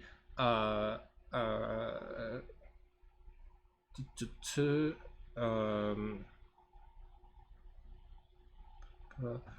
it's known to like be one of those places that has a strong sense of walking through history when you're in there. Um, and that's about all of the information you're able to gather. All right. Cool. Let's yeah. I was gonna say, Jimmy, if you have something to add in this, you can. Otherwise, let's go and talk to the guy who's calling us. Yeah, I want to go talk to that guy. uh, you head over. You you see that the person kind of like stops hiding when you're coming closer and says, "Hi, you're the people Nuada's sent to investigate, right? I'm Morigu. Nice to meet you." Extends his hand. A good way to introduce yourself from the shadows. Why don't you just walk straight up to us? I uh um I'm sorry. Some of my friends died recently or are currently missing, so I just wanted to get a sense for who you were before I put myself at risk. Um, I text Nuada okay. that this guy is like what this guy is saying and his name, Okay. waiting for her to verify. uh, um, she so like she is going to answer. He's an ally. He's the fighter of our group. He holds the position that Kukulane used to have in our secret society. Okay. Interesting. Your show, Kalki. So, what do you know about this fiasco? What can you tell us? We have visited the hotel. We were checking out the car. The bartender we spoke in the tavern, and that guy called this guy called Dark Tent. What was his name? Dark Tent. Call him Edward. Dark Day. Dark Here, Dark Day. I have an image of him of the deceased. He shows you this is what he looked like. He joined our ranks late in age, so his aging only like stopped when he joined us. But yeah, this is him. Was Yeah, him. he was called Edward Mann, Edward Nam something. The bartender called him that. So, what exactly is going on here? What can you tell us? Um, it's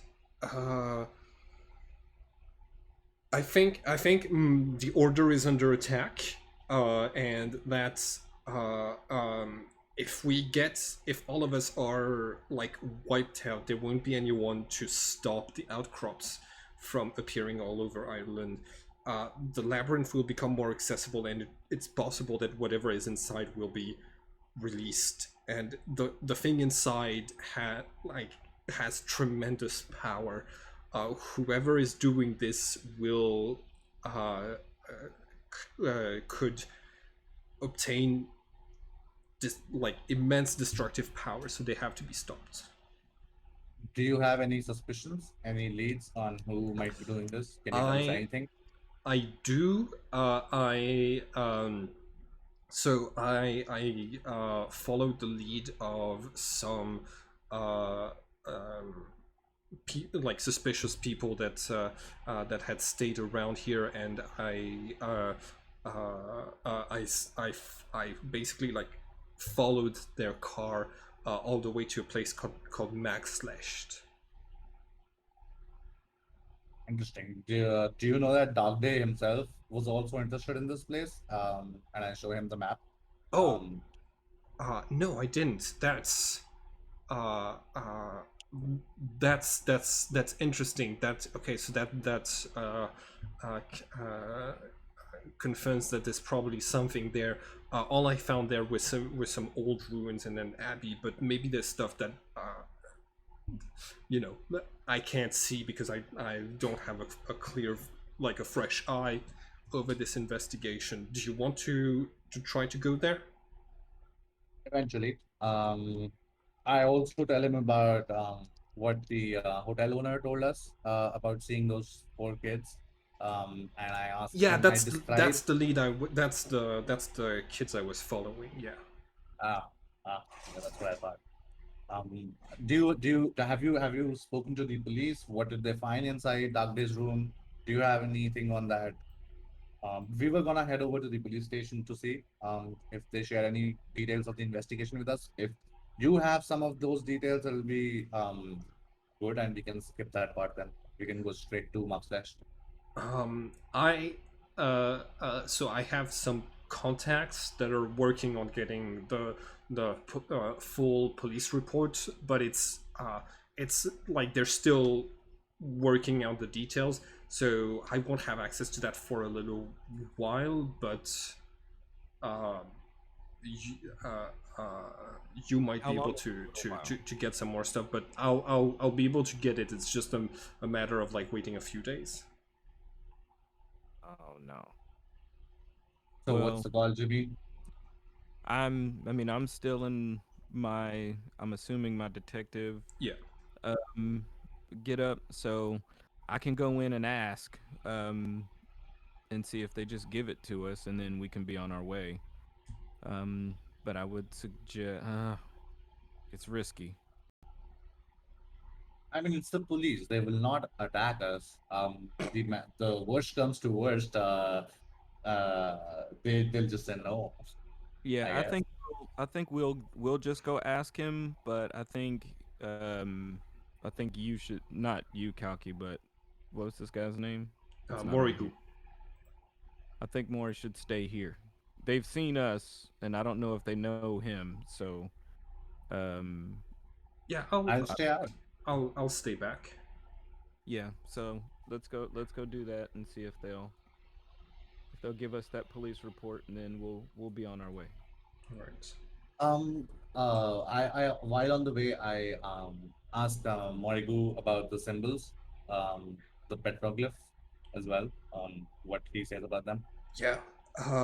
So those are symbols we get in our visions a lot. We think that they're uh, um, important to navigate they're important to the essence of the labyrinth itself. Uh, uh, uh, you have to be careful because the act of drawing them can sometimes cause strange supernatural effects. I've seen Dagde set his paintings on fire by just painting one of those symbols on it. Whoa. I immediately try that on a small notepad. Okay, roll an Arcana check. Which of the symbols are you drawing? I'm drawing the one that I saw personally, recurring symbol. Okay. You try you try to draw it. Nothing happens. You realize like it takes you a little bit to realize, hey, maybe like your the lines weren't straight enough or like not large enough, things like this. You try again. Nothing like happens. Morigu is saying, I think Dark Day had um, a strong a strong connection to the arts. Each of the 12 guardians has special skills that they're particularly good, and when we're looking for our successes, we're able to detect people who have similar skills. So for example, I can tell you are a warrior. You could be a Morigu if you were to join our order. Hmm. I offer the notepad to Jimmy. Do you want to give it a go? Yeah, I was gonna say, I'll try it. Okay, which one do you want to try to draw? You know, I've only ever seen the one, I guess. You've seen No, those The three first in the one. paintings, and this one. drawn by Kalki. But Yeah. if you draw the one that you saw from Kalki, you do it at a disadvantage because he failed to do it. So Okay. I'll draw the circular one. Where is it? Yeah, the one single circle on the bottom left. I'll try that one. bottom left. Okay.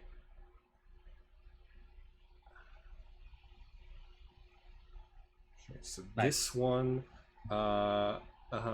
cool. I think, if I remember correctly, this is okay. What do you draw it on, Jim?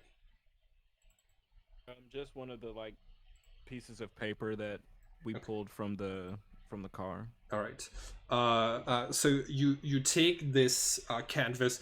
You use a pen on the back. You draw this complex symbol. And when you finish the last line, you see that there's a there's like wetness that starts to spread on the canvas, and you see drops of water start to fall off of the canvas. They mingle with the paint, and it starts to like erase some of the oil from the painting. And after a few seconds, it stops just producing water when the symbol that you drew has been altered by the water itself sufficiently to not be recognizable anymore.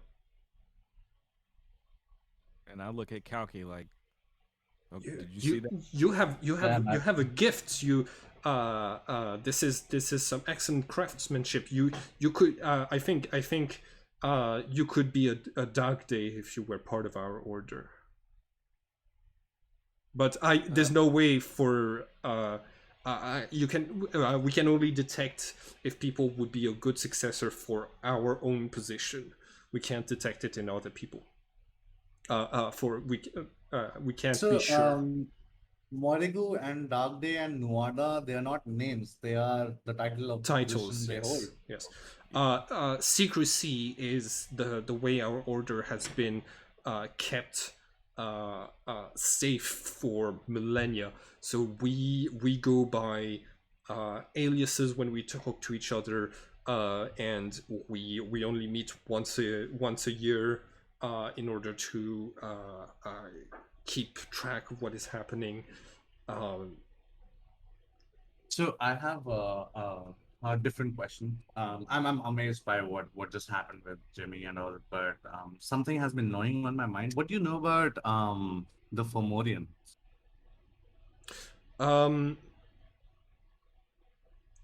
not a lot. Make an insight check, both of you. Oof. Okay. Jimmy, this person is absolutely telling the truth. He does not know much. Kalki, this person is knows more than he's letting on for sure. I Uh, turned. I Tell me how would. much you know. You said not a lot, so of course you know something. Um, let's hear out what you know.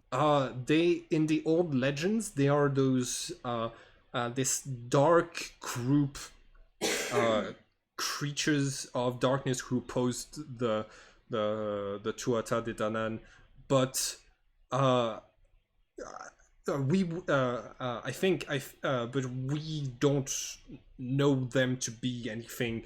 Like we're not aware of them as actual threats. Why do you think there's do you think they come into play in this whole investigation? I don't know. It's an investigation, so gotta keep all the possibilities open. But why do you specifically say that they're not an actual threat? Well, they're part of our legends, of the local Irish legends, but Morig but I know that like Morigu and Tuatha and Nuada and other gods are must have been inspired by people of my order, right? The Fomorians, they would have had to be inspired by another group or something, uh, but I don't. I've never encountered them, so I wouldn't know. Uh, I wouldn't know about who they are. Kalki, by the way, this dude is lying, absolutely lying about like not knowing about the like. I got that. The Yeah, problem here is I was also thinking of asking as a player to Jimmy. I don't know what to do or how to nail him down. So Jimmy, you got some advice for me? Not Jimmy. Blizzard, you got some advice for me? No, I mean your character obviously like knows he's lying, but I'm gonna like if you ask me, I'm gonna believe him because my No, insight. I'm not asking you as a character. I'm like asking for advice as a player. I don't know how to nail this fucker down. So do we continue with that then? Yeah, I mean the more information, I mean, the better. And at this point, you know that he's lying, and so you'll be able to fish more information out of him. Yeah, but that's what I'm saying. I do not know how to fish more out of him. Like Oh, I'm at a oh. loss there. Yeah, you're probably gonna have to. Your character doing it, you're probably gonna have to go intimidation route. Like Yeah, I know you know more than you're telling me, so spill it or else. that's what I was thinking, right? Yeah, But I was hesitating. Got it. okay, So, cool. back in character. You're still in a sort of public street. Every now and then there are people passing through, so intimidation might be harder to do here in public, but you can if you want to. pocket that information until we Uh, get somewhere not so public. I can try to persuade him right now. So, listen, man. It is very important. We are also on our personal quest. Your organization is in danger. You are in danger. It is best to share information as clearly and as much as we can between us right now. So, I think that you do know more about the Fomorians, and I have a very good feeling that they are important here. So, if you have anything to tell me, which Okay, you think would be relevant, or any extra information that you can offer me, I'd request you to do that. Like, okay. Um, I I want to make a persuasion Yeah, check. That was my make intention a here. persuasion check. Go ahead.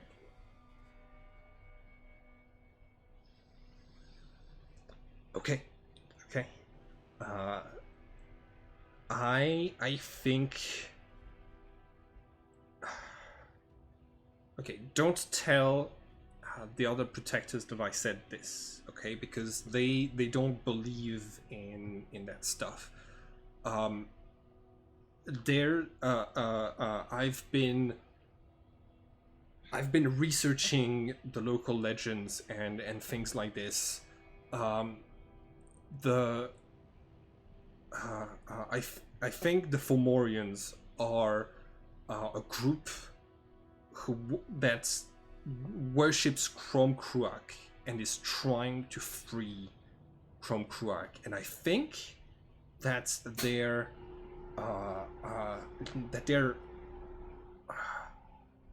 undead. I think they're trying to raise something from the dead, but the others never believe any of that stuff. So like they tell me the undead don't exist, and so I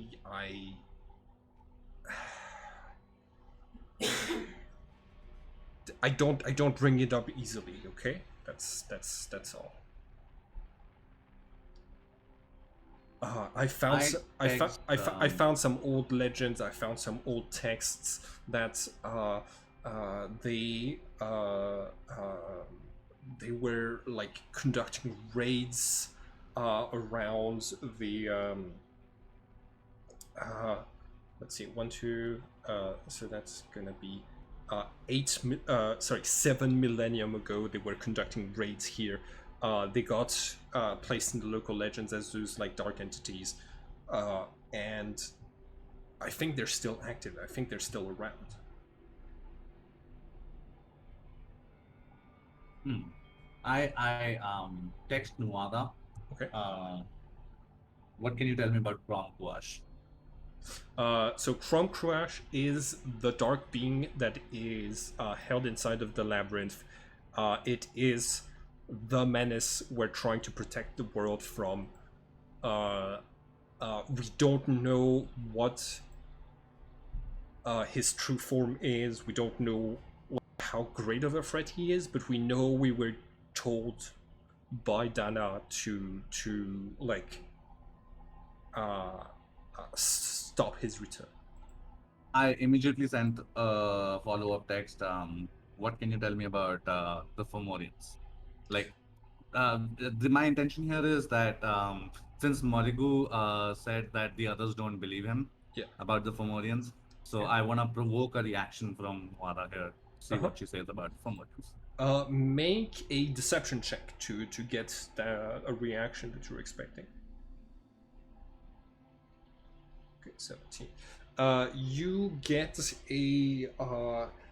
a text that says, um, I think old they're old legends, but I have never seen proof that they're based on anything real.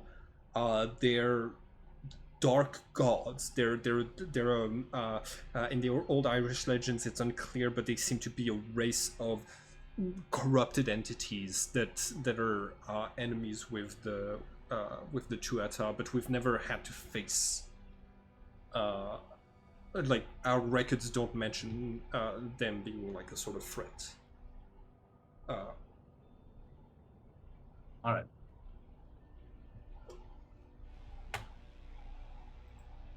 On to you, Jimmy. Okay. Okay, sensing that do you think that we still need the do you think at this point that we still need the police report? Kalki? We've got our destination. We've got a good idea of who and what we are against.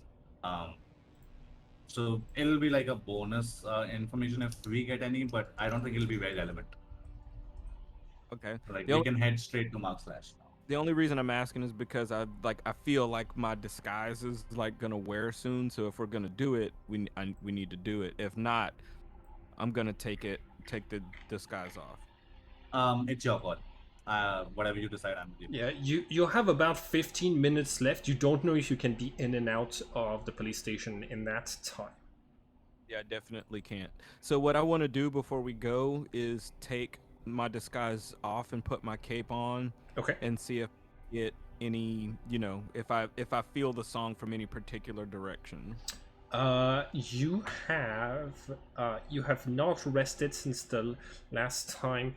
So you put the cape on. You do not hear the song coming from any direction around you. That's right. Okay. Well, I'm ready to go. Okay, cool. I also tell Jimmy, I don't know if you're aware, I got the Fomorian thing from Gukalan. Like, I'm not telling you this in the car. It's like you're supposed to know this since you and I are so close. So you would know about my past life. I would have told you. So I know about the Fomorians. It's a rogue faction. Like you can go through the handout. It's in the middle. Yeah, I'm doing that right now. Got it. Yeah. If I can find it. There. Oh, that for Modius. Oh yeah, I think I've read this one. Yeah. Well, I'll do it right now. Okay. They're basically a rogue faction of the Living Eight. Of the living what? The eight are like the eight organizations that were made to destroy the Trinities of Virgo. One Trinity, of them is called the Living, and they have powers over life and death. Oh, okay. And even the Rams have a rogue faction called, which was led by Maeve during the time of, during the time of Kukulin. And they're called the Red Branch now. So it's the Rams and the Red Branch, and then it's the Living and the Famoria. Got it. Okay. Yeah, I'm looking. I'm reading that right now. Concobar. Okay. Controbar. Concobar. Okay. So we head to Mixlash, I guess. All Let's go. right. Yeah. You drive for a little while. You, uh, um, 2 hours pass. Morigu doesn't say much in the car, but instead is like you see like thinking, trying to like piece together what's been happening. He is going to mention like the others that have disappeared, and like sort of go over the details of the investigation. You get to this uh, abbey in ruins. Let's see. I think this should be the right scale because yes, it is the right scale. Uh, um, cool. As you head in, Morigu is going to like points towards the back uh, of the abbey, right here, and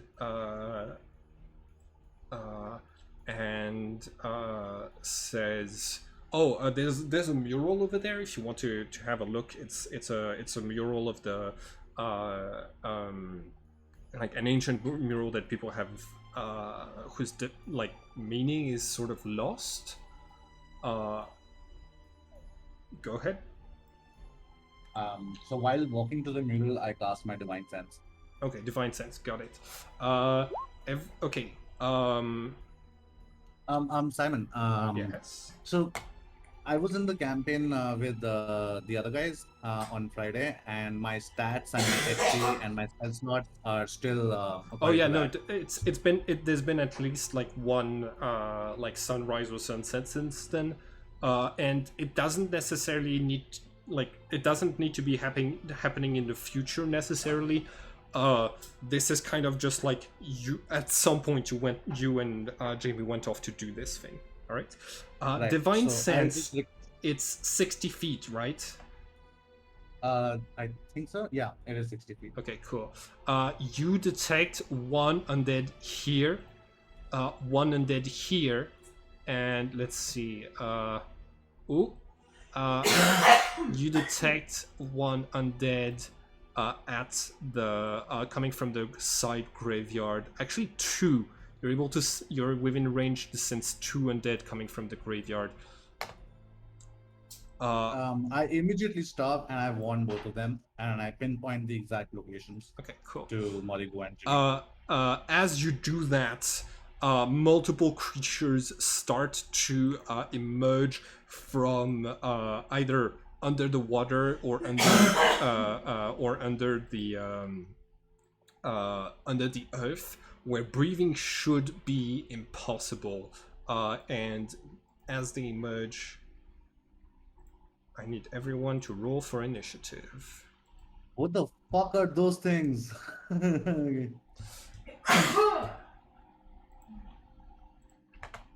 Oh.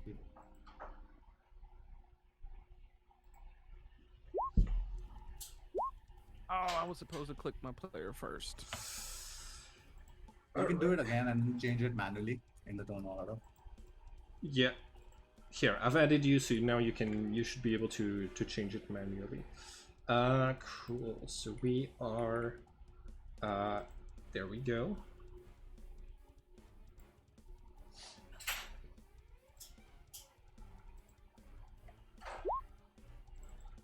Zombies initiative.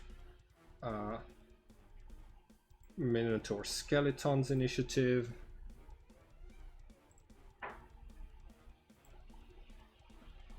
You have Shatter, right, Jimmy? Or you don't? I do, yes.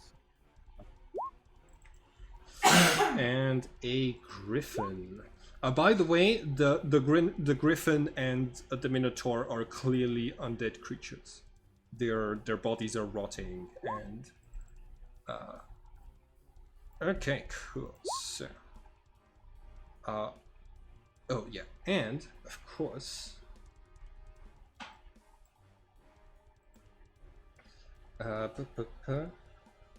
Give me just 1 second.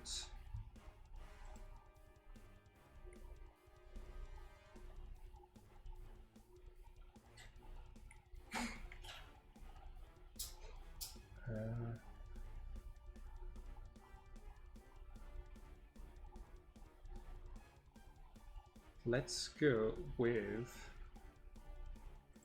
Hold on. Can I get a reaction spell? Like since I sense these guys, Yeah, you actually, I'm gonna give you the turn. The like you used your turn to give them the to tell everyone what was happening before it happened. So I'm gonna give you the opportunity to do one action before the fight starts. I cast Bless. Okay, cool.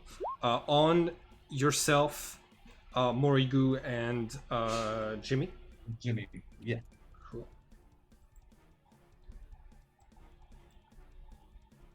All right, and there we go. Cool.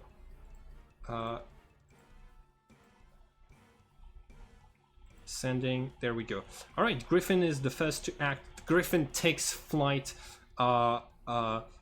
Moves towards you. Let's see. If I roll a 1, it attacks Jimmy. If I roll a 2, it attacks Kalki. 1, it attacks Jimmy. Beak and claw. Does a 14 hit you, Jimmy? No. Okay, cool. You're able to dodge both of the attacks from that malicious griffin. Through, it is now your turn. Through the window, you're able to see there's zombies rising at the graveyard. There's a large minotaur coming out from underneath the water. What do you do? Can I cast through that window? Oh crap. Yes. Can I cast a spell through that window? Yes, but you need Okay. the spell to either like you need to reposition slightly to have the spell go through the window correctly. But yeah, for sure you can hit those. Okay. I would like to cast Shatter at 60 feet on that group of. Yep, that way. Okay, so 60 feet from you is gonna be here, and then it has a what's the area? 10 feet. So 10 feet radius. So that is gonna be actually, yeah, nope. Most of them. Yeah, that is going to be all of them except this one, the one that's like at the very edge. Cool. Constitution saving throw. They're zombies and they're pretty rotten, so all of them have 1 HP. So it doesn't matter whether they resist or not, but they also have undead fortitude, which means, okay, I need you to roll the damage real quick. The 3d8 points of damage. It is a Constitution saving throw. Okay, cool. Oh, sorry. Wait. Oh, yeah. No worries. Cool. Okay, so they pass, and now Okay, so it's a DC of 5. So it's a DC of 18 for their Constitution throw, for their Undead Fortitude to kick in, and to have them stay at 1 hit point instead. Cool. So that is a...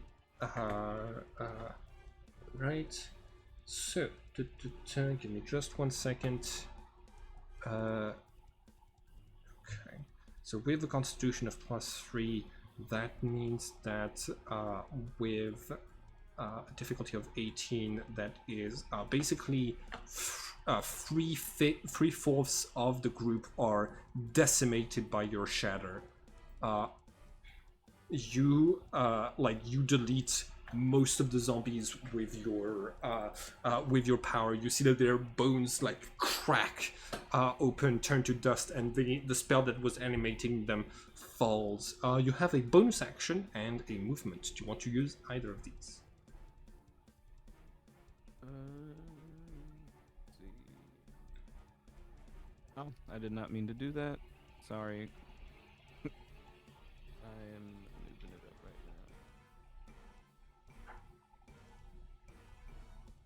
now. Nope, that's it. Okay. You have bardic inspirations, right?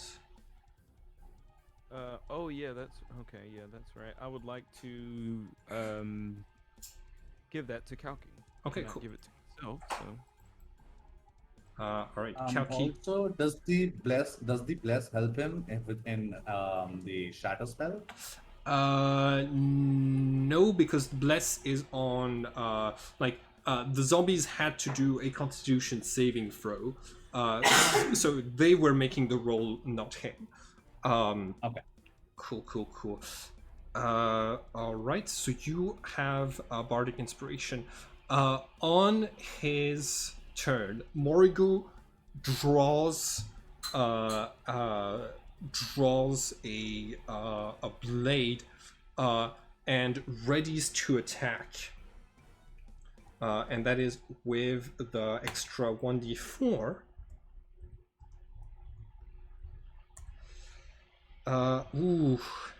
And he is going to...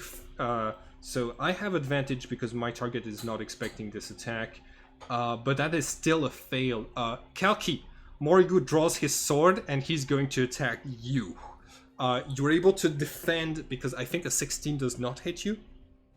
It does not. Okay, and you see him saying, "I won't let you save Nuada and the others. I found the Fomorians, and I will receive the blessing of Kronkruak if we're able to free him." And I'm not gonna let either of you get in the way of that. That's his turn. Kalki, it's your turn. Yeah, I feel backstabbed. Like, I feel horrible that I could not figure something out. But nice twist. Fun times. Right. So, I have my soul blade out, right? Yes. Or do I need to spend a bonus action to draw it out? I think I give everyone the when the initiative gets rolled, everybody draws it as a free action. If you need to change weapons during combat, then you'll have to spend actions. But generally, you're good at the start of combat to have it in your hand. Awesome. So as a bonus action, I cast Hunter's Mark on the Griffin. Hunter's Mark. Okay, cool. And I'm going to spend a spell slot and use my Divine Smite as well this turn. So let me... And I'll post Divine Smite. And let's attack. Also, I'm gonna channel my divinity, use my channel divinity, and which I'll post as well. Right. So I'm using Vow of Enmity on the Griffin. All right. Vow of Enmity. It's in the end. It's at the end. Got it. As a bonus action, so you already have Hunter's Mark as a bonus action. You can't use Vow It's of a Enmity. bonus action. No, it's not a different thing. All right, so I can't use channel divinity this turn. So Yeah, I'm gonna make an attack which will include Hunter's Mark and Divine Smite, You got it. and my Bless and my Bardic Inspiration. Okay. You don't need to spend the Bardic Inspiration. You can keep the Bardic Inspiration until after you've rolled and seen the roll. But you have to say you spend it before I say if it hits or not. Okay. So it's the same thing then. If I say I'm spending it, so Okay. I might as well roll it. All right. You got it. Ooh, that is good. Oh my goodness, that is so much damage. Oh my god. Uh, I was gonna go for more with Channel Divinity, but I couldn't do that. so that is going to be a 29 plus 9, that is 38. 38 plus 7 is 55. The Griffin. No, 45. Huh? 45. 45, yes. So the Griffin 40. has 14 HP left. Ah! You strike. Left? Huh? Come on. Total was 45. Got it. Yes.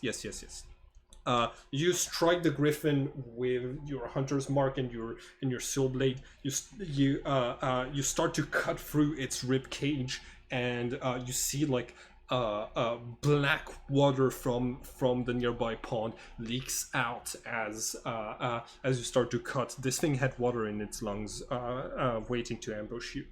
Cool. Do you want to use your movement? Yes. I also shout out at Jimmy, dude, I'm out of spell slots now. Just as a heads up. So I position myself in front of Jimmy. Wait, you only had a single spell slot? No, I cast Bless, I cast Hunter's Mark, and I cast Divine Smite. So Okay. in a single turn. Gotcha. Yeah, that makes sense. All right. So, the zombies dash on their turn. Kalki, if you moved out of Morigu's range, you're gonna get one attack of opportunity. Does a No, I didn't. I just repositioned him. Like I was here within 5 feet. I'm still within 5 feet. Like Okay, cool. I'm just in front of Jimmy. That makes sense. Cool. The Minotaur needs to move at least 10 feet to get the charge action. It does. It is going to charge. Let's see. Which one of you? Over that water. Huh? He just ran through that river. Yeah, he was in the river at coming out. He has a move speed of 40 feet. So he is able to, like, even if it's difficult terrain, to like start charging. Okay, so on a 1 it hits Jimmy, on a 2 it hits. Okay, so it's gonna charge Jimmy. Cool. So gore attack does a 17 hit. Yeah, it is a 17. Okay, so it hits for 16 piercing, and because I moved at least 10 feet straight towards target and hits with a gore attack on the same turn, you take an extra 2d8 piercing, and you must make a DC 14 strength save or be pushed 10 feet away and knocked prone. So please make a strength save, and you take an extra 9 points of damage. Okay, it's difficulty 14. You pass. You're not pushed back 10 feet and knocked prone. So you're able to kind of like dig your feet into the ground as this like undead minotaur like stabs you in the arm, pushes you, and tries to like throw you against the wall. You're able to resist it. On the Does Griff. he still take the 9 damage? Yeah, the 9 damage Extra is extra, like it's automatic damage from charging, and it can't be resisted by the strength saving throw. The Griffin sees that you are in his way to attack Jimmy, and is going to attack you instead, Kalki. So 1 beak attack and 1 claw attack, neither of which hit. Jimmy, it's your turn. Okay. instant spells, teleport spells don't um, cause Attacks of attacks. opportunity? No, they do not. Okay. First thing I'm gonna do, bonus spell, is I'm gonna use my cape to cast Misty Step. Yep, Teleport 30. 30 I'll feet. capture one thing. So something like this. Which direction? I was gonna go the other direction towards the zombie. Yeah. Towards the zombies? Hell yes, of course. Yeah. Okay, cool. You can move your token to here. How much HP do you have, Jimmy? So what? He has How much 4 HP do you HP have now. left? 4 left. Yeah. So I'm going to cast. Okay, so that Misty Step is your bonus action. You used Yep. one of the 2 spell slots that you have stored in your cape right now to cast this. Cool. And then And then I. Excuse me. I'm just. Sorry. Trying to figure out which one I like. 1d8 or 1d4. Okay, I'm gonna cast Cure Wounds on myself. okay. I'm going to allow the casting of 2 spells because per turn because one of those came from your cape. So it's yeah. Yeah, it's a bonus, so I'm going to do that. Okay. You just letting you know you can use your regular action as a bonus action, but you've already used your bonus action for this turn to teleport. All right. Go ahead and roll your healing. I'm trying to decide if I want to up. No, I need to shatter again, so I got to use it at this. All right. Cool. Vroom, you're able to like you call upon the Song of Sophia, and your wounds start to close up. Excellent. Do you want to use your movement to move an extra 30 feet? Yes, Okay, cool. So if you want, but you I can... want to move towards. I want to move towards the this way. No. This Okay, way. cool. Yeah. You're able. Yep, you can make that. Cool. On his turn, Morigu is going to order his creatures to flank you, and Kalki. And actually, no, he is going to move to flank you with the Minotaur. So he does not do an attack of opportunity, but he is going to have advantage to attack you, and he still has blessed.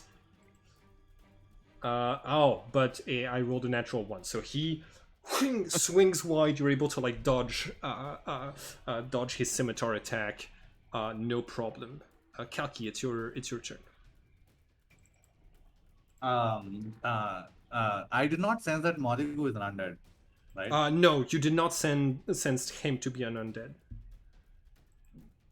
It was stupid of me to bless him. In retrospect, I attacked the griffin. You attack the griffin, got it. Yeah, I have bless and hunter's mark. All right, 18 hits. And 19 slashing damage is able to like you decapitate the undead griffin. Cool. So it is dead, and you can use your bonus action to transfer Hunter's Mark to who? Morigu. He's Morigu. next. Okay, cool. No, actually no. I need to engage the Minotaur because if he charges again, he's fucked and I'm fucked. Yeah, I focus the Minotaur. Okay, cool. All right. On their turn, the zombies are going to dash for. I'm gonna use my movement. Okay. To reposition myself within 5 feet within so that right here, like okay, so that I'm in front of Jimmy again. Yeah.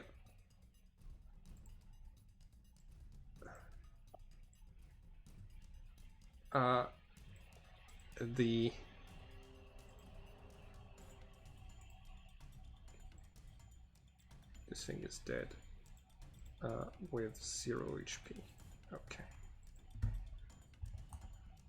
Alright, you don't incur an attack of opportunity. The griffin lays dead at your feet. The zombies rush forwards towards Jimmy, They're crawling on the ground as fast as they can, but they're not crawling fast enough to get within melee range this turn.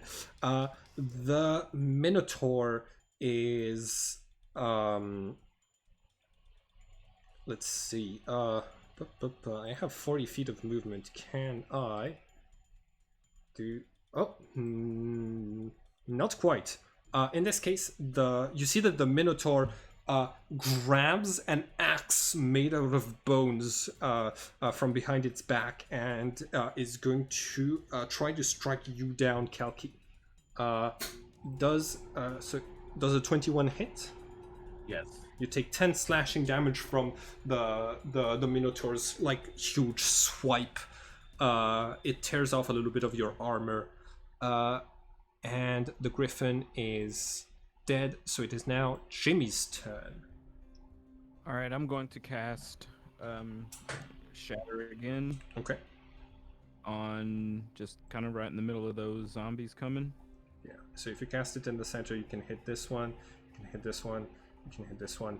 You can hit. I'd say all of them. Cool. All right. So they all have 1 HP. Go ahead and make your roll your 3d8. And they fail their Constitution save, so they're gonna have to roll their Undead Fortitude at a difficulty of 25 in order to stay alive, in order to like have 1 HP again. No, no, no, no, and no. Cool. You have killed the rest of the zombies with Shatter. You see Morigu yelling, "No! My servants! It took me so long to make them." Cool. On his turn, he is going to try to stab you once again. He has advantage because he's flanking you. He's still flanking is front and flanking is front and back, right? Minotaur is to my side. So. He repositions in order to keep flanking you, and even with a double 10, like you managed to block with your chainsaw once again. He hasn't landed a single hit on you. Kalki, it's your turn. Right. So I have can I retcon my Hunter's Mark from the previous turn? Like, would you allow me to say that I did not transfer it? I'm gonna say no, because you already declared that you transferred it in the previous turn. But if you want, you can use can you use a bonus action to transfer it even if the target isn't dead? No, I don't know, but I'm not gonna do that. Okay. Yeah, because I have other plans. So I am going to, as a bonus action this turn, I'm going to cast Channel Divinity. Okay. Vow of not the vow. I'm gonna cast Abjure Enemy. As an action, choose one creature within 60 feet that you can see. Wisdom saving throw, unless it is immune to being frightened. Which one do you cast it on? The Minotaur. Okay, cool. Minotaur is not immune to frightened. Fiends and Undead have disadvantage. Okay, so wisdom roll at a disadvantage. Double 7, that's not good. On a failed save, the creature is frightened for 1 minute or until it takes any damage. While frightened, the creature's speed is 0. It can't benefit from any bonus to its speed. On a successful save, the creature's speed is half.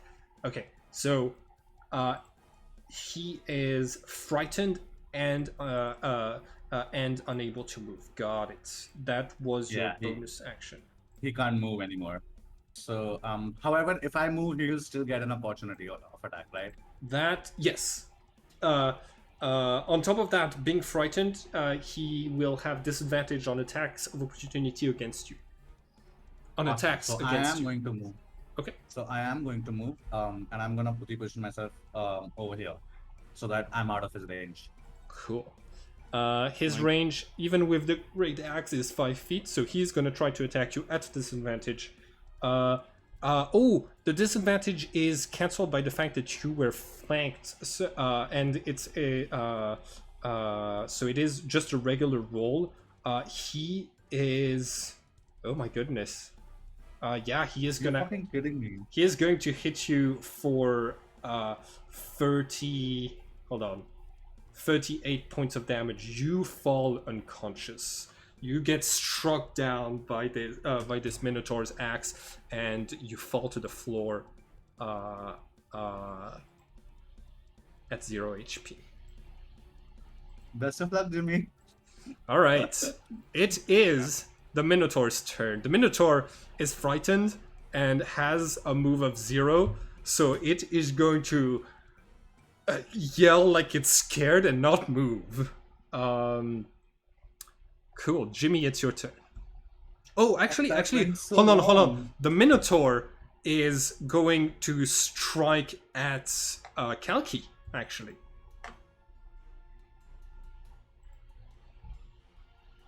Wait, what? The Minotaur tries to strike at Kalki on the floor. I have advantage because you're unconscious. So a 25 is going to hit. That is 2 failed death saves. But I'm not. There are two things here. But I shouldn't be in. Oh, I since I fell down before moving, so fine. I'm still in this range. Uh-huh. But I don't make death saves. Yes, you don't make death saves, but damage can make you fail death saves. And does my character die? No. You need one more death save to get. You need to fail 3 of them in order to be fully decapitated by a creature. But Jimmy can see that the Minotaur is. Oh, actually, hold on. I had disadvantage. I had advantage because you're laying down, but I am terrified of you. So actually, you do not get hit by this one because a 16 would not have hit you. Jimmy, it's your turn. I'm still confused. Like before, you have ruled out that rules that Trinities don't make death saves. Yes. But right now I'm making them. So You're not rolling for death saves every turn that you're unconscious, but if something tries to hit you while you're at 0 HP, they can force you to. They need to do damage. They need to do to cause 3 failed death saves to finish cutting off your head. So I am at a risk to my character can literally die right now. It is a Yes, possibility. yes. If you're unconscious and something tries to decapitate you, that you can die. He tried to. He failed because he's still terrified. Jimmy, it's your turn. So, just so I'm clear, the Uh-huh. 2 spell slots that are in the cape do not count towards the 3 that I already had. It's separate. Yes. Okay. So when you use a bonus action to make your cape appear, right now I think if you haven't made it gone away, it's still there. Every time you cast an illusion spell, the spell slot goes away from your spell slots and goes into the cape's spell slots, and then you can use them for now just to cast Misty Step. Oh, okay, gotcha. Okay, so I still have 1 left. Okay. So I'm going to use it to cast Cure Wounds on Kalki at the 2nd level, but that will Okay. be all. What is the Second level. range on Cure Wounds? Oh crap! I didn't even think about that. Hold on.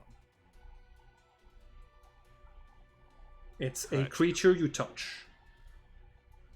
Oh, So I gotta go over there and do it. Yeah, but you don't have enough movement to get to Kalki. You would need to use your. Misty Step. Oh yeah, if you use. So you did use you remember you used the illusion, the invisibility at the start of the game, and then you transformed as a police officer. So you have Yeah. a second Misty Step left. If you want, you can use your bonus action to teleport. Use the rest of your movement to get to Kalki and use your action for Cure Wounds. And That you is- still have 10 feet of movement left, and then you can walk over with the 10 feet, I think. Yeah, that's what I'm gonna do. Yeah, if you want, you can do this and then move away without incurring attacks of opportunities to about here. Cool. Yep. Roll 1d8 plus your spell casting ability. Well, I'm gonna cast it at the 2nd 1 level up. So. Okay, so 2d8 plus your spellcasting. Excellent. Kalki, you regain a total of 15 HP.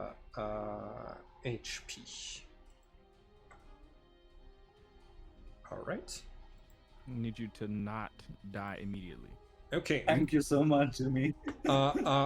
Since you're still on the ground, you haven't gotten back up. Origu has advantage on his scimitar attack, saying, "Oh no, you don't!" and is gonna try to kill you. Oh my god. Okay. Yeah, let's see. So you, I have advantage, so that is a 23. So you take 9 slashing damage. Yeah.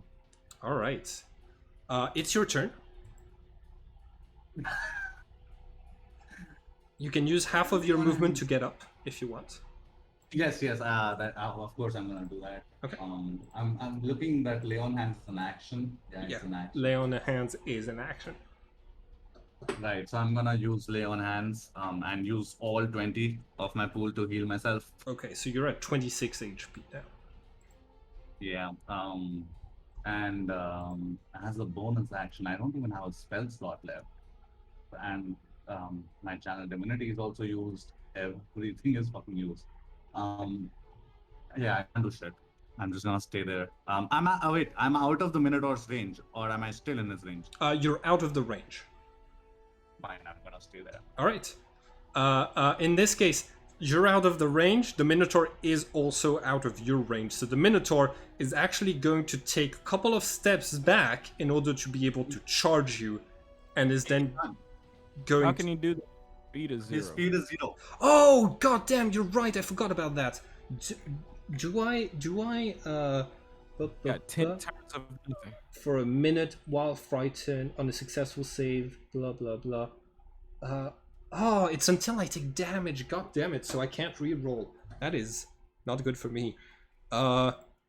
Okay. The Minotaur yells and is going to throw his axe at you. He's got. He's He at. can fucking do that?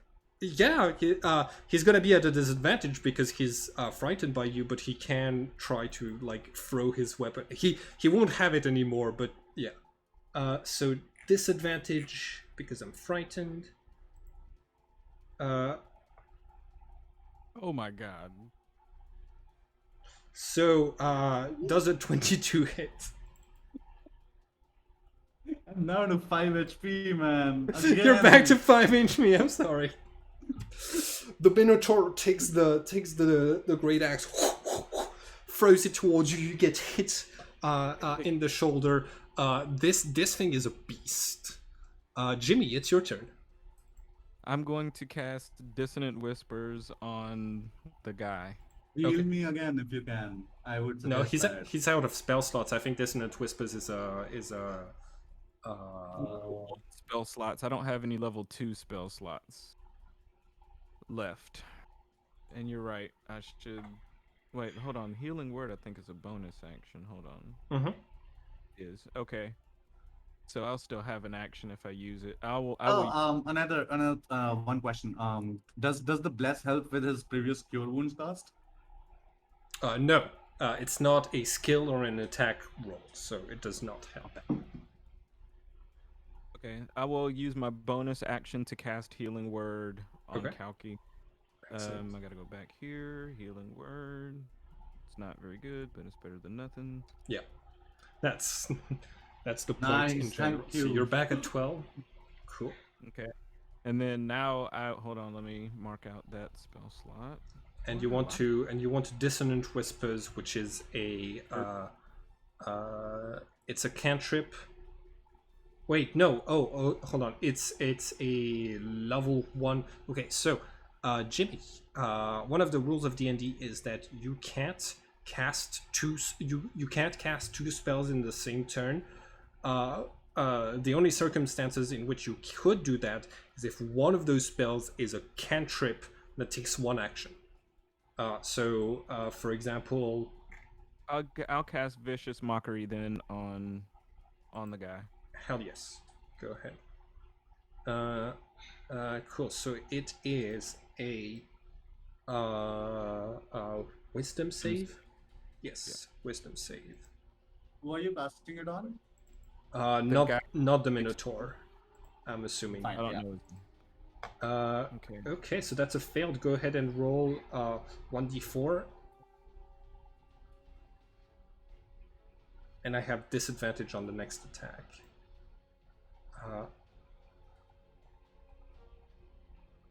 Okay, so you do 1 point of damage. Alright, cool. So I am at 8.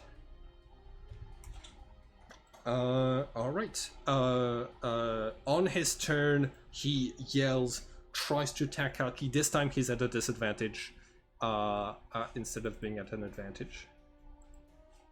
And fails to hit Kalki. It's your turn. Yeah. I'm This- gonna attack Malibu. The Fomorians, I've reunited them with their ancient leader. They've sent me these to accomplish my mission. And like he points at the griffin and the minotaur. I cannot fail. I am just too tired and I'm too hurt to listen to him, and I just say, "Shut the fuck up, man." And I use my bonus action to transfer the Hunter's Mark from the Minotaur to Morigu. You got And it. let's go. Ah, fuck. And that is with the bless. Listen. Well, you also have the bardic.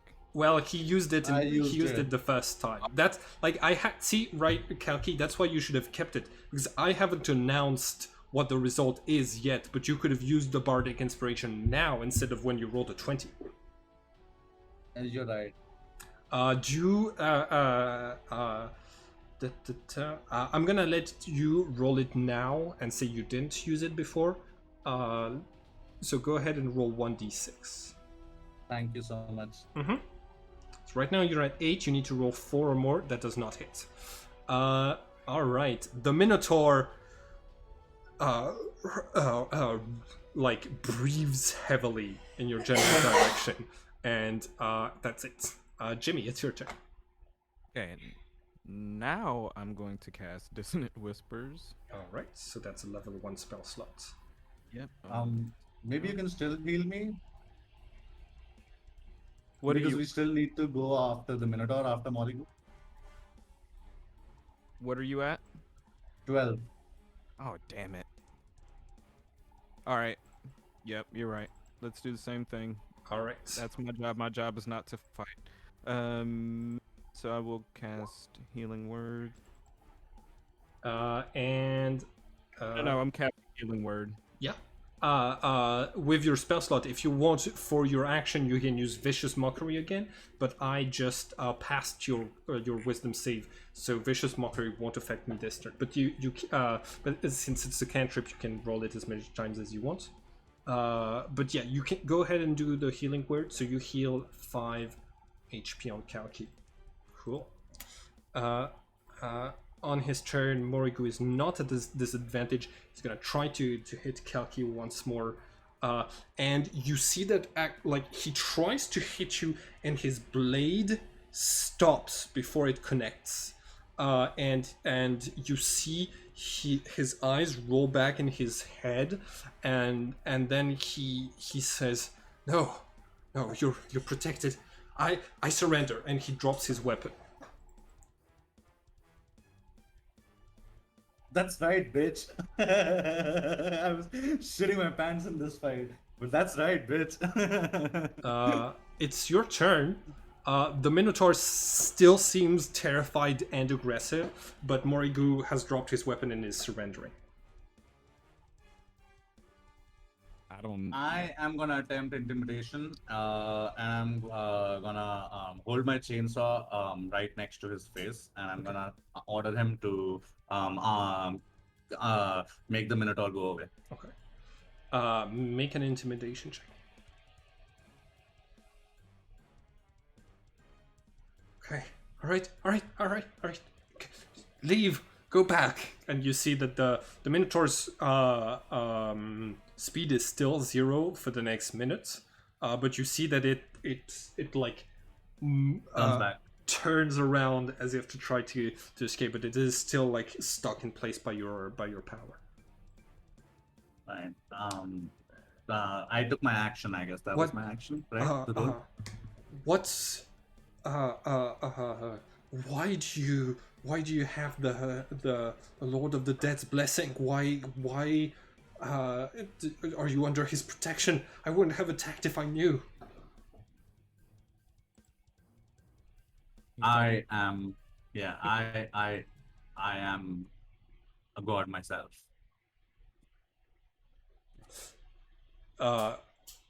And you just attacked a god.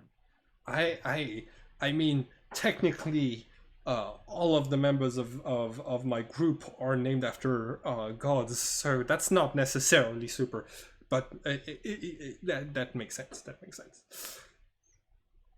It's not a name, my man. You just saw me.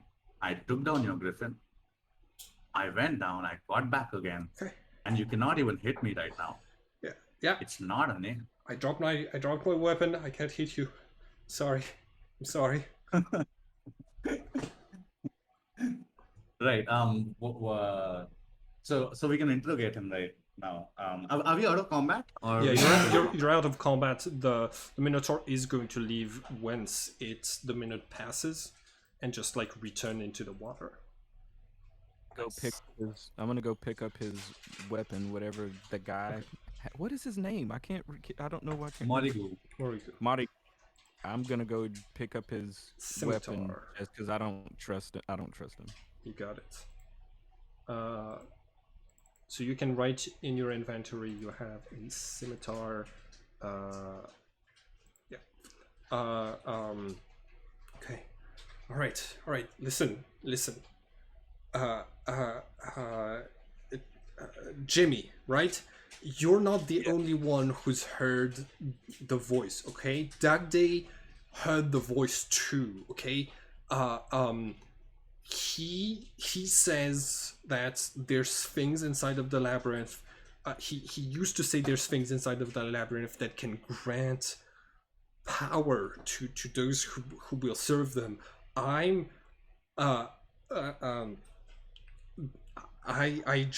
just powers are real. We don't age once we become protectors. So I thought I could get some more, and but the other guardians wouldn't hear it, so I had to betray them. I know where the other ones that got captured are.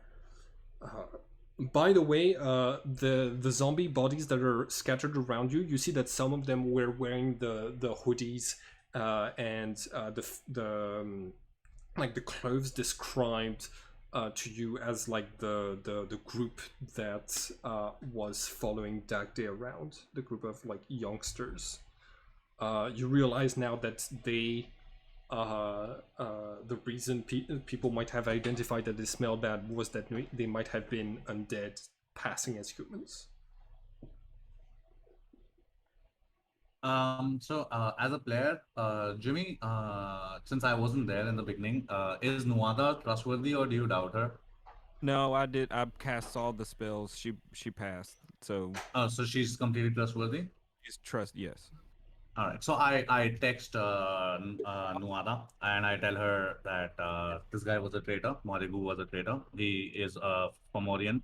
I tell her the entire story, what just happened, and I tell her to watch out and track down other Fomorian members in the organization. It's an inside attack. Okay. She texts back and asks, "Where are the other members of the protectors?" We don't know, but I'll ask Morigu right now. All right. So yeah, I ask him. Wow, where not I don't ask him about where are the other members of the. I don't think he would know that, but I ask him who all are also a part of Fomorians. Like name, give me names. So this Like he points to one of the zombies and he says, "This one, this one taught me everything that I needed to know about necromancy.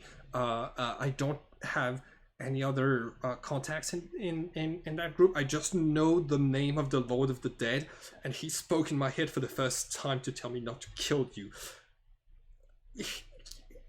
I don't What were his think exact words? he said, don't kill the don't kill the blue man. He is under my protection." Okay. Have you ever heard him speak to you, Kalki? No. If he has in some other incident, then I did not recognize it as Lord of the Dead. So, yeah. Do you believe him then? I mean, I guess we obviously do because he stopped attacking. So Yeah. I mean, in any case, it is irrelevant at this moment. I He I'm believes what he believes. I'm the I'm uh I don't have other contacts with the organization, and I was the one who was taking care of uh, uh, the other members. So I arranged for the others to be found by a group of English spies who've been sniffing around, so that they would be out of the way. Where is your headquarters? Where do you work from? You must have an office or something where you plan your research and do your research.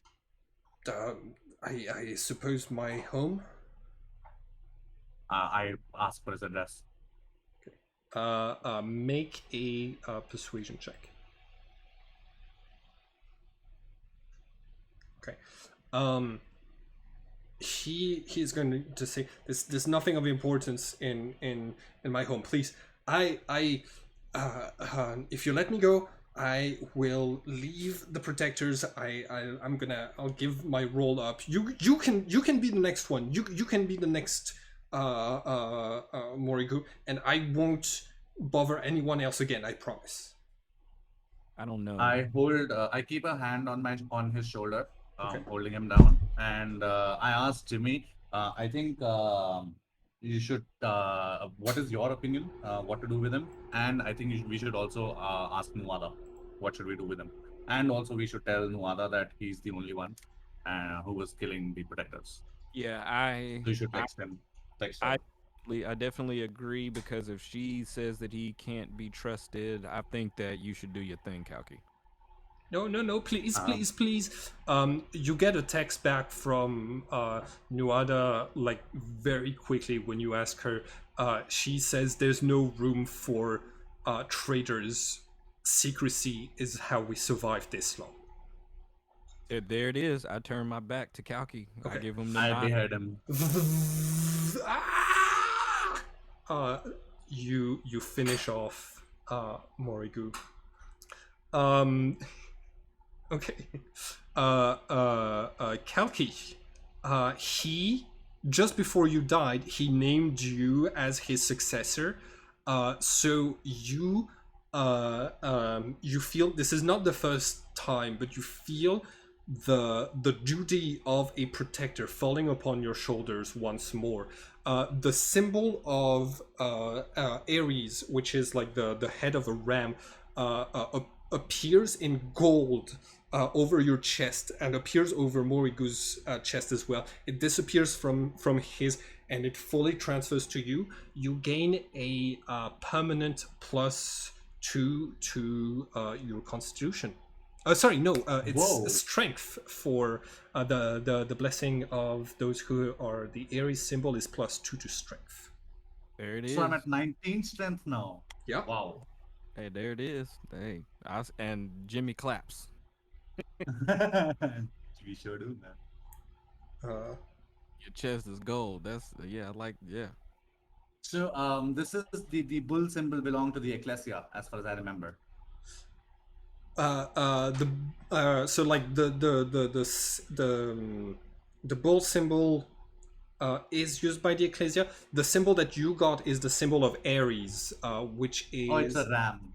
Yeah, yes, it's the head of a ram, basically. So what I'm trying to ask is whether the Rams would recognize this symbol or not. Like, do I know? Probably it's disappeared now. It's gone. Like I try to make it reappear. it does not. Uh, uh, like roll for Arcana if you want. Yes.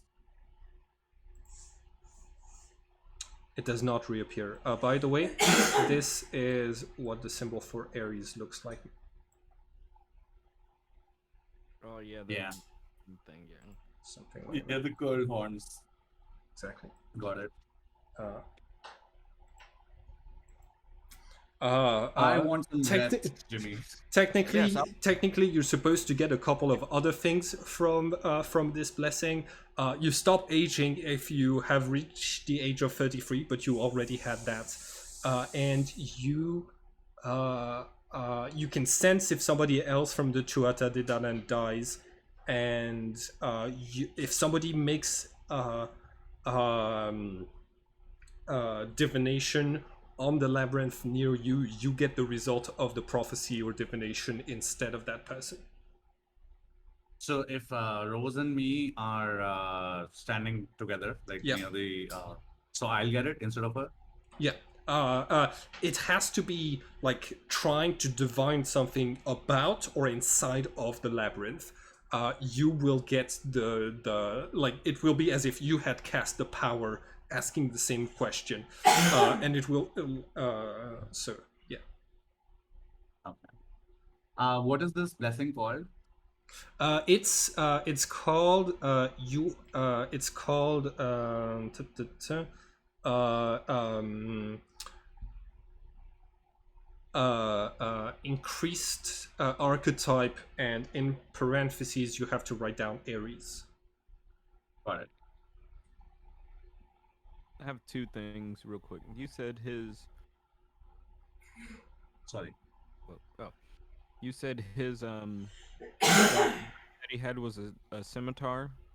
Yes, Okay, and also, um, this is not a labyrinth outcrop, correct? This was just a place we were going to try to that's find correct. that guy's killer. There's still the mural that he Mural. was showing towards the back that you haven't had the time to inspect. Okay, yeah, I would like to do that. Okay. This is what the Also, before any surprise happens, I would also like to investigate his body, but that can be done after the mural, of course. Okay, cool. This is what the mural looks like. I need both of you to roll for investigate, or for one of you to roll with advantage. If you're both like. You roll with advantage, Jimmy. Okay.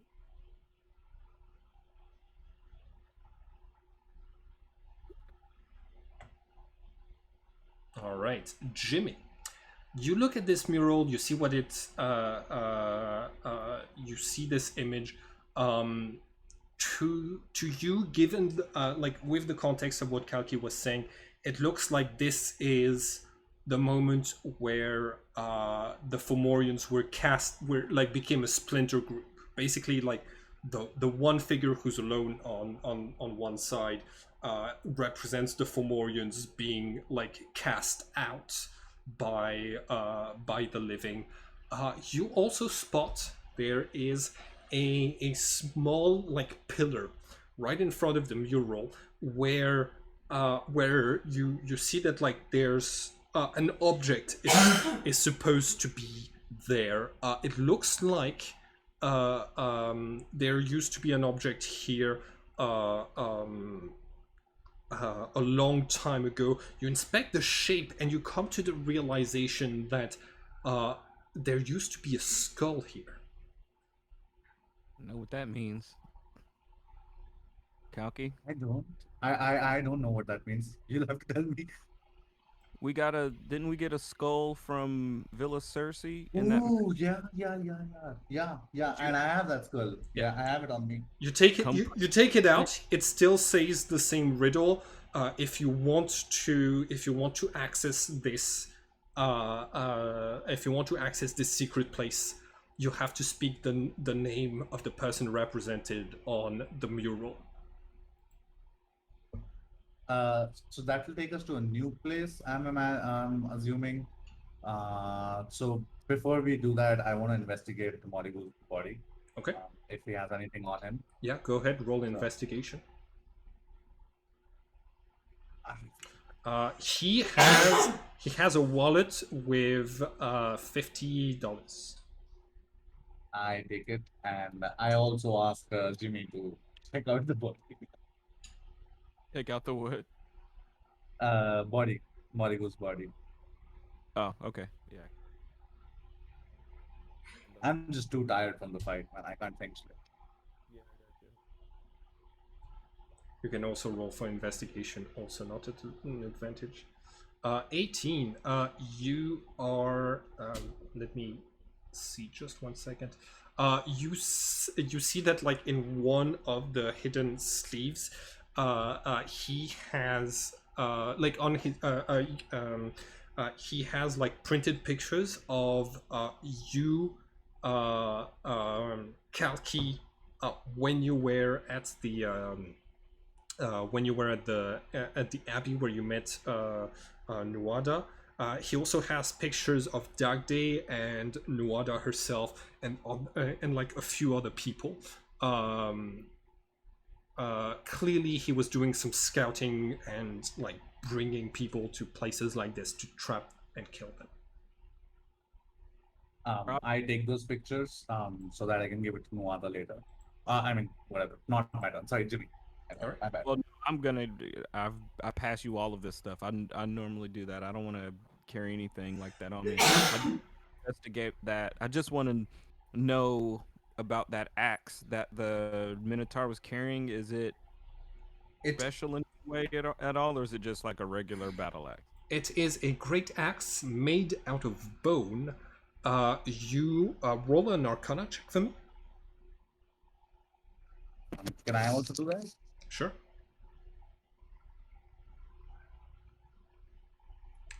It is not magical in nature. You're not certain if it stopped being magical when like when it wasn't in the Minotaur's hand, but right now it's just this like strange axe made out of bones. It's a great axe. So it Okay. does 2d12 plus strength damage. Okay. Um. It's 2D12. Oh no! Actually, it only does this because the Minotaur skeleton is large, so it is like too large to be wielded by a regular human person. Yeah, I really was just trying to figure out if it had any like symbols or anything on it, like if we might need it, later or anything like that. But if it's just a regular battle axe and it's too big, then I'll just leave it. All right, I'll take it so that I can give it to Nuada later. They cool, can have it. cool. All But right, I will keep the scimitar because that's a light finesse weapon, so I will keep that. Do you noted. want to? I mean, I don't know what time or whatever is looking like. I'm fine, but do you want to rest before we do anything? Yes, a big whooping yes. Yeah, I don't want to. I don't want to put that skull in the wall and then something comes out and then like we're totally unprepared. Yeah, I got you. Cool. You head back in the car. You take a short rest. I'm gonna let you spend your hit dice. If you regain How channel divinity or spell slots on a short rest, you can have a look at that now. Now you will how be. long till sunset or sunrise? Right now you've got 5 hours till sunset. So Okay. rest while we do this. All right, I'll be right back. Okay. What does this do? Um, End of the short rest by spending one or more a day. if you Or spend regains an extra 1d6. extra, yeah, which I'm definitely gonna do, and then you get one extra d6. Yeah. Um, I don't know how to type and shit, so I'm just gonna use the toolbox. It's a pen. Do you know the riddle that is coming up? Have you heard it before? Lord of the Dead. That's what everybody else is calling him. Oh, right. But we don't know his real name. We Maybe can ask Nuada, maybe. yeah, maybe she does know. Yeah, I mean she definitely will know. She But should. Yeah. yeah, that Minotaur's still right there, making me nervous though. So, I agree. That crit went so bad for me, man. And they regularly crit on me. It was fucking hell. I literally thought I'm gonna die. Yeah, I mean I have to switch. Yeah, switching over into like cure mode was the move, and because my job is not to be attacking stuff, I purposely made the character to be able to like kind of push people around and like keep us alive in a battle. So that's definitely what I should have been doing, and like just trying to keep you up and keep you alive because you're way harder to hit. Yeah. I mean, had I not taken that crit, in that case, your attacks would definitely have helped. For example, that shatter on those zombies, like those zombies did not matter at all in the Right, fight. right. So, And I learned that from the Villa Cersei fight when we were like getting bunched up like by those bodyguards. I was like, man, none of us have any AOE. It's like, all right, so we definitely need something that hits a whole bunch of people at once hard. Um, so it comes in handy for like stuff like that specifically. yeah, absolutely. I'm checking online. The paladin does get his channel divinity back with his short rest, but I don't know about how. Where will I check about lay on hands and divine sense? Do you know? I don't know. All right, I'm Okay. back. Cool. So you took a short rest. You can roll multiple hit dice. Uh, I can roll multiple. I think so. I think you can take. I think like you only have a certain amount per day, per long rest, but you can spend. But I think you can spend multiple ones in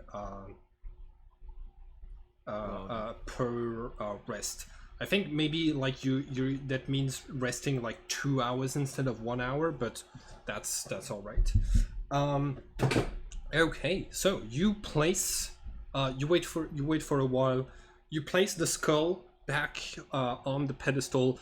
It fits perfectly, and it asks its question once again. What is what is the name of the person on the mural?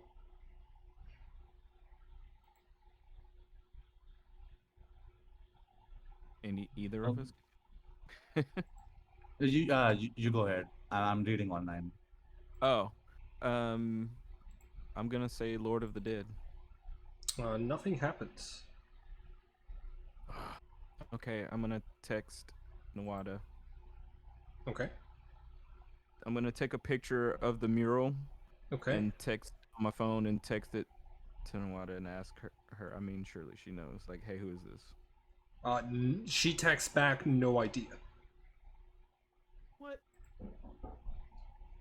Like a few minutes ago, she didn't think the Fomorians existed until you texted her after the fight. So Did Feel we like kill him too soon? probably. I'm Oh, unless the name. Oh, I'm checking out the handout of Kukulin. Maybe there's something in that. it was it Coca Bar? Conco Bar? Conchubar, leader of he's the leader of the Red Branch, which is the Rams rogue faction. It's does not have.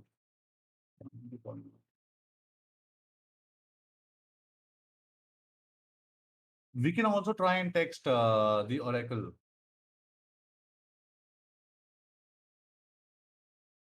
of Sibyl Nostradamus. Do you remember? All right, I'm back. Sorry it took this long. Jimmy, you there? What'd you say? I said we can also try and text the oracle of the Sibyl Nostradamus. Um, yeah, sure. I mean, yeah, let's try that. I'm sorry, I'm reading through this to see if any Me names. too. There's the Lu, the Archon of Kukulin, and then there's one. Some he uses the powers of Gayball. Okay. That's another. Those names He's do not activate the anything. yeah. I text the oracle. Okay. What do you say? I say I send the photo of the mural, Okay. and I ask her who's this guy? Yeah. What is the name Um, of okay, so she is going to text back. I'm not certain this looks like it could be the leader of the living. do you know his name? Let me make an arcana check for her. Uh, but she has advantage. Uh, So 10 plus 3. She texts back and says, try Vlad Tipesh. We try that. It does not activate anything. Okay. I text her back. That's wrong. Um, In this case, she says, I'm gonna try some. She texts you back. She says, I'm gonna try some divination. Give me a few minutes. Okay, so she works based off of visions, so she has a 0% fail. So like she can't fail, and okay. So give me one sec. Yeah. 2 minutes later, she texts you back uh, um, with like a give me 1 second. Okay, so she would probably she would probably get a riddle that has to do with the name in question. Uh, give me 1 sec.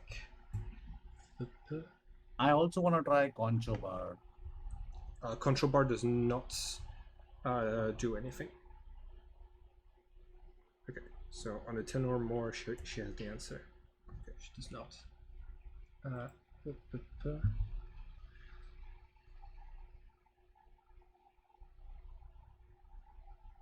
Setanta.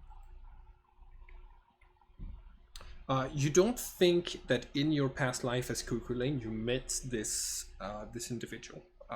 You Thank have you for clarifying that. yeah, you have like no recollection of the of like encountering and and fighting like the leaders of the Fomorians yourself. Although you based on the way that the past life was written, you did fight some undead. Um, If I look through the papers, from the car, from the guy, from man's car, mhm. is there anything? Oh, we already looked through that. There's nothing there. There's no names or anything in any Uh, of that papers. so you have the names of Dana and Kromkruach that are um, that were written there or that were heavily represented there. You can try the names of these gods.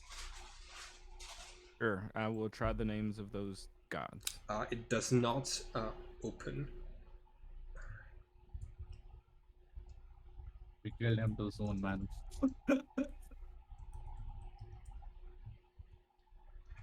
Yeah, we did. Well, yeah. Well, I So, mean, back to the Abbey, or do you still have any other ideas? yeah, we'd have to go. We get well because we only got that from the girl from Nuada. We Hmm. met her. I met her and then left. There was more. There were more places there, but I was concerned that I wouldn't be able to get back to the middle of that labyrinth, so I didn't check out the other ways. So we can go back and check that out. I'm not afraid of it now. I still am because I'm out of spell slots. I'm still at I'm back to full HP, but I don't have a lot on me. My healing is I have no zero healing right now, so yeah. But yeah, we can check it out. Actually, before we do that, is there something that I can do? We can do to gain information about it, like some research or some meditation. You should be able. Oh well, you don't have a way to commune with the Lord of the Dead. Sorry. Spoke to him, but he didn't speak So, to. sorry this Me. took me so long. Kalki, the Oracle sends you a text. She says, "I made a prediction. This is what the prediction. Like this is the text of the prediction. This is like I tried to get the name of the person you're looking for. This is what my powers have given me as an answer." You have seen the name since? I don't understand that. Like, I think the grammar is wrong here. You have seen the name since, or you have to see the name since. Like, I don't understand what that statement is. Uh, oh, you have seen. Sorry, you. It should have been seen. Got it. Uh, I You have seen the mistyped. name sent on an And the altar. dash dash is one word, or dash dash is like two words or something, or I don't know. She says it's um, she says it's like it just came to her as a beeping sound, finished by the two letters U and S. Is it Ooh, okay. Taurus? You try Taurus, nothing happens.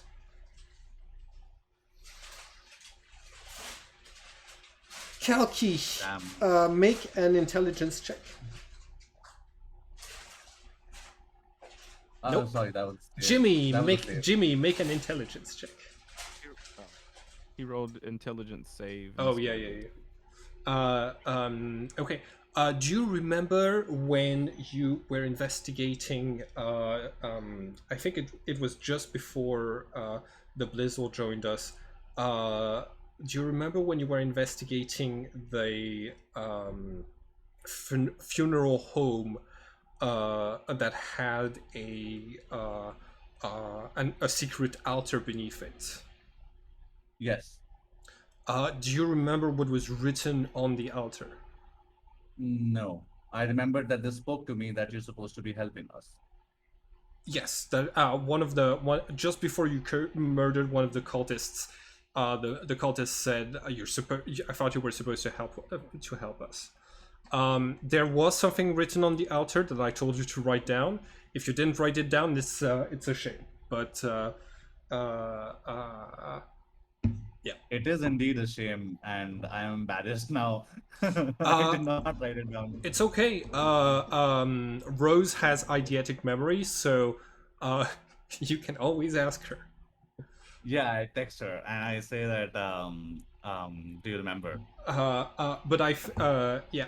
Unfortunately, like with how poorly you rolled on intelligence, you are unable to make that connection. You're basically stuck at a point where the riddle could have like opened a door to some other place, but because of the way that like it played out, so you're gonna need to come back here at a later date if you want this thing to like work. Do you know where that altar is? Yes. Actually, as a player, no, but it was we fought those zombies. The James's relative zombie was there. I think it was San Francisco. Nope, it was San Diego. San Diego. Okay.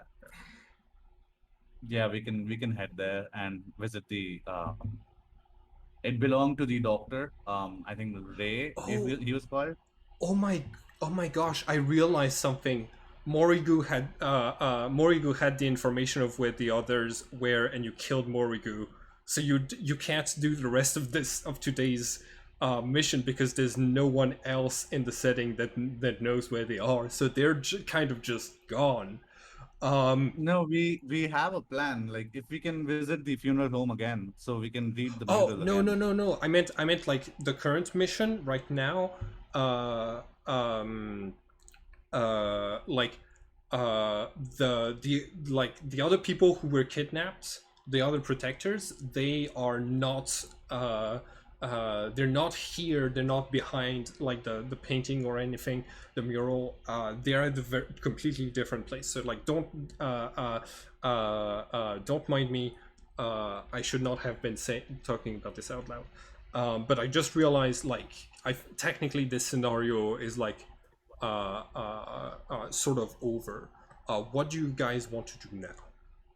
Well, I guess my question is, if he had the information and we had like the chainsaw or whatever to him at the brink of death, why wouldn't he have given us the information? If we intimidated him into He that, he he didn't think you were actually going to kill him. Uh, uh, but yeah, he still had some like stuff that he hadn't revealed. Yeah, we That definitely rushed into the killing. that That's our bad. That's okay. That's something that happens. It's Kalki. It's a recurring problem with you killing people that have to do with the living before they are able to give all of the information. I'll keep that in mind This is from exactly now what on. happened on the at the altar place Yeah. the last time as well. But that's okay. Sometimes that's how those things end. Um, we're gonna let's take the skull out. okay. You got it. Uh, do you do you wish to go back and talk with Nuada before you leave Ireland? What do you want to do next? Jimmy? Oh, well, given what we know and what's going on, I don't know what information the water would have for us that we haven't already asked for. Um, I mean, unless do we even have a lead right now? other than knowing that we've seen this name before on an altar that I technically don't know anything about because I wasn't there. No, Yeah, but I do. So that is our only lead. But then Simon said that it'll not help us now at this point. So even if we go and read the name of and the funeral home. So apart from this, do we have any other leads on what to do next? no, we'd have to talk to Nawada. Okay, so I think she'll send us to at the outcroppings, I guess, to take care of them. So yeah, let's do that then. Okay. Let me reconfirm from you, Simon. Even if it's the scenario is over, right? Even if we go back to the funeral home to read the name on the altar. Okay, so you, if I remember correctly, I do remember correctly. You burnt the place down. Like Alessandro had a bunch of like petroleum, and you burnt the place down. So there's a chance that like the underground section is like no longer accessible at all. Like you need to like dig beneath whatever is has been built over in the month since. Um, so you don't know how accessible that is. Let's I see. can still try and metagame it by watching the videos on YouTube. Okay, you know what? We're gonna say that you call uh, um, Rose. Rose has eidetic memory. She's going to text you basically the name that was written on the altar back there. All right. Yeah, the GM saving us in the fight, the That, GM saving us in the investigation. that's Nice. the name. So If you place I the don't skull back down, you speak that name and you hear as if like there's a mechanism that's activating. You see that the skull turns to turns to ash and just disappears and disperses. You hear some tiles moving beneath you as like something is opening, and after a few minutes, the sounds just stops, and you have the rocks that are over here are part of this structure have moved slightly, but they haven't opened all of the way. This is an old mechanism, and it is like uh, um, it's like not open all the way, it's not working properly, and you have this strong stench of death that comes from this open gateway into the ground. What do you do? want to go in, Jimmy. Oh yeah. All right. Let's go in. So you I need one of you to make an athletics check to like pry this thing open, and you can roll with advantage if the other one is helping you. I'll help. Okay, the difficulty was 20, so Kalkeith, with the help of Jimmy, you're able to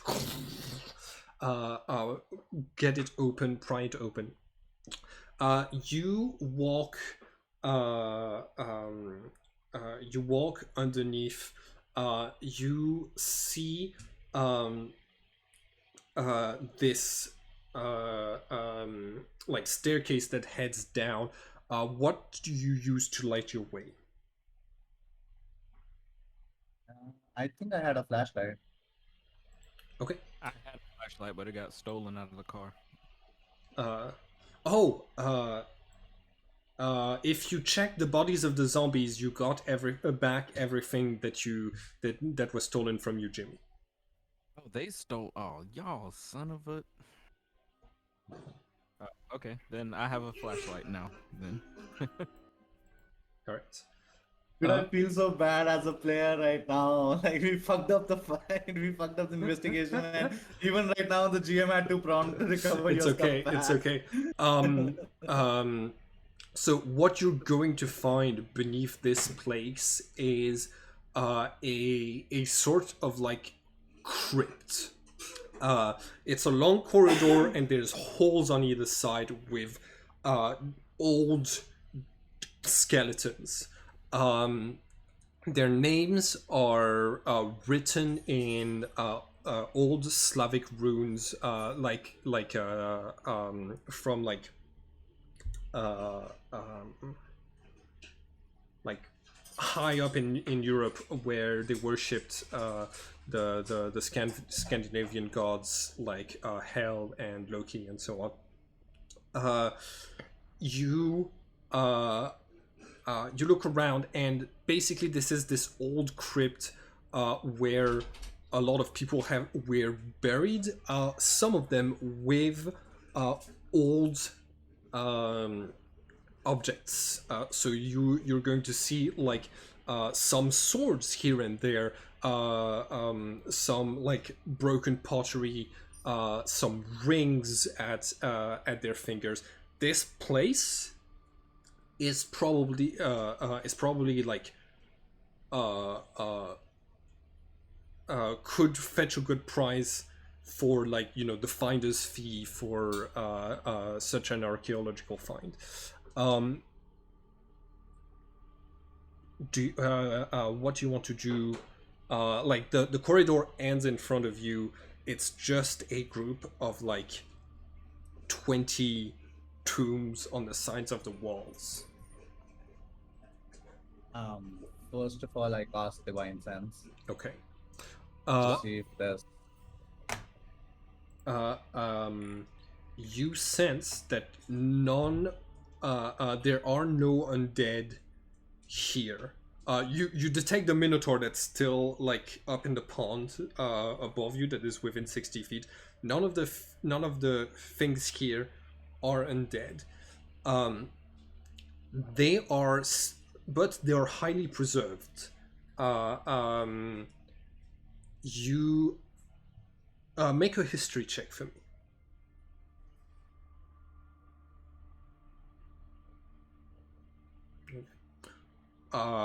You notice that some of the bodies are mummified. All my rolls are shit. All right. Can we Yeah. like the names of the? You said there are nameplates. Yeah. Carved into the rocks are ancient runes of what appears to be Scandinavian names. If you don't have the language proficiency for like Scandinavian or like Norway, things like this, then you do not know how to read those. Can I take a photo and send it to Rose Yeah, because she had that ability to? yeah. She's going to text back like with an old name that sounds Slavic in nature, something like Jormundsson. Norse. Can you say that again? Jormundsson. Norse, not Slavic. Yeah, Norse, not Slavic. Thank you, Frey. Your son. Norse. So that's Greek, right? No, no, no, no. No, Greek is like is in the south of Europe. Norse is in the north of Europe. Norse is Norway, Iceland, and that area. So basically Thor and Loki, and as he said, so these are from the Norse mythology, and the Greek mythology is Hades, Zeus, and all those jazz. Right. Yeah. Dad, Gotcha. Okay. Daddy smell. Hmm. Daddy, my spot. And we've Daddy, my spot. so it's just a tomb. Why would they be? I gather all of the valuables and I check them. I investigate them if for magic, any magical properties. Okay. Roll first investigation to get a lot of them, and then Arcana to check anything being magical. So you get like you can write that you have 20 like decorative jewels from this place with a value that like we'll have to determine. You don't detect anything magical on any of them. Okay. Can I try that as well, or is Yeah. that? I would like to know if any of them. Surely something on here is magical. All right. And roll an investigation for like looking around. Excellent. You let me think about something.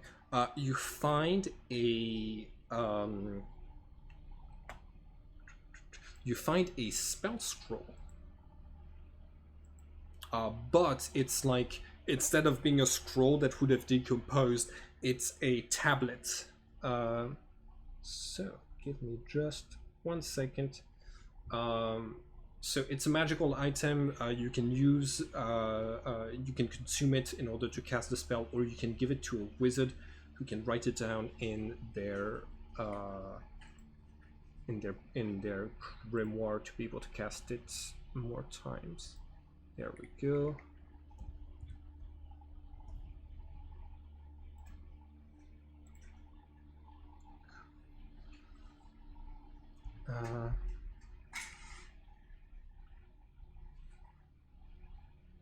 Rose's class is wizard, right? Yes. Yes. So we'll hold on to this.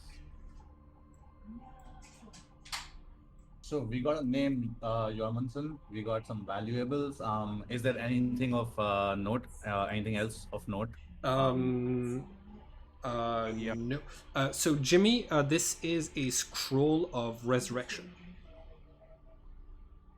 Oh, okay. This is. I'm gonna make it visible for you. Uh, the spell resurrection is this.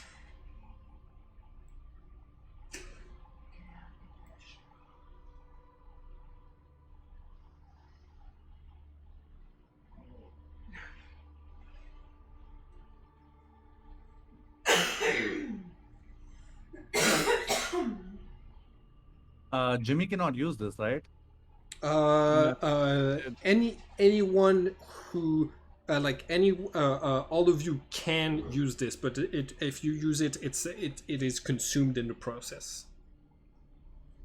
but if Rose writes it down, she can use it multiple times. Like, Once she gets access to 7th level spells, this is a 7th level spell. okay. You can keep. So So yeah. thing here is, Jimmy, we can actually raise one of these mummies if for no more than a century. Um, Assuming like if, but they should be more than 100 years old, so yeah, it'll not work.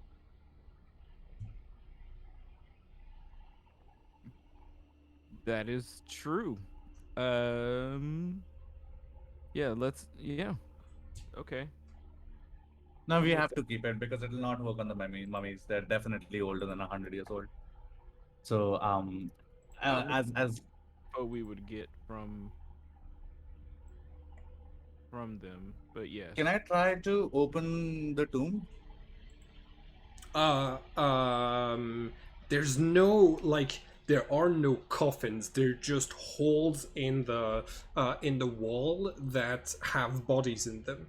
And you've opened the only door, like you've opened the door to enter this place. There's nothing else to open. So and there is nothing else of note also in this place. You've not you've searched through for any other details and found nothing. Okay. On to you, Jimmy. Sorry, I'm writing down this scroll. All right. Anyway. Please write down that it is a heavy stone tablet that has endured the passage of time. So it's technically it counts as a scroll, but it's a little bit heavier than that. Okay. Well, it is now 2 p.m. We've we've kind of circled around and done everything that you would be able to do. So would we be okay with saying that like after that your characters head back, reunite with the rest of the group? Weren't we supposed to take care of the outcroppings? Nuada was taking care of that. Oh, so we weren't supposed to because she asked for our help. You actually because Jimmy has a cape, he should definitely be able to help out with that if he offers. Yeah, because I want the runes. All right. Right. Many times as I do it, I get more of the symbols on my cape. Yep, that's correct. Yeah. So if just for that to do that really fast, I'd like to go. Do that. You can volunteer.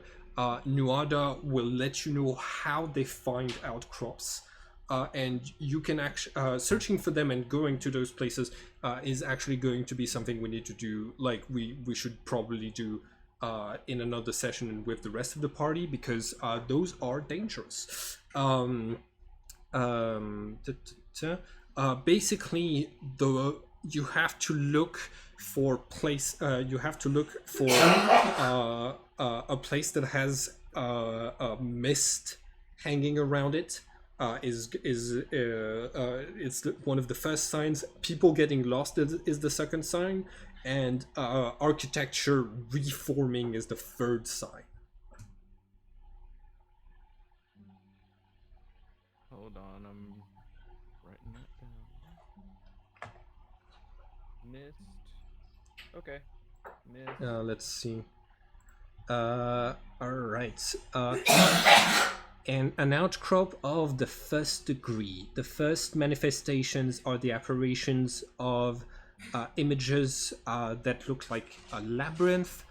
Those images integrate with the landscape and the constructions that humans have made in a way that they seem natural. Spirals will make it will like change the shape of like old paintings, murals, church, like the like glasswork, stuff like this. All right, confirming that a modification of the reality is caused by the proximity to the labyrinth requires you to make an Arcana check. Second, and plus there's a mist. Second degree, the inhabitants of this place lose their sense of orientation, and during daily routine walks, they have a much higher chance of starting to get lost. Subjects that are more sensitive will even get lost in their own apartments, ending up in rooms or in the kitchen without knowing why they went there. Oh my gosh! There has to be an outcrop near where I live. Machines are also affected. Elevators will bring you to different places than where they're supposed to go. Automatic tramways will go in the wrong direction. Subways will skip stations. During the most intense episodes, the plans of buildings and territories will be rewritten without anyone noticing. Escaping this disorientation requires a willpower roll. And the third degree is basically distances are moved around, sometimes subtly, like a house that is 3 centimeters larger on the inside than it is on the outside. Sometimes in a more dramatic manner, like when doors start to open into new rooms. So that was what was happening with Lucius. He was basically causing outcrops of the third degree to appear where he was, so that he could teleport around. Interesting. Yeah. Yeah. I do have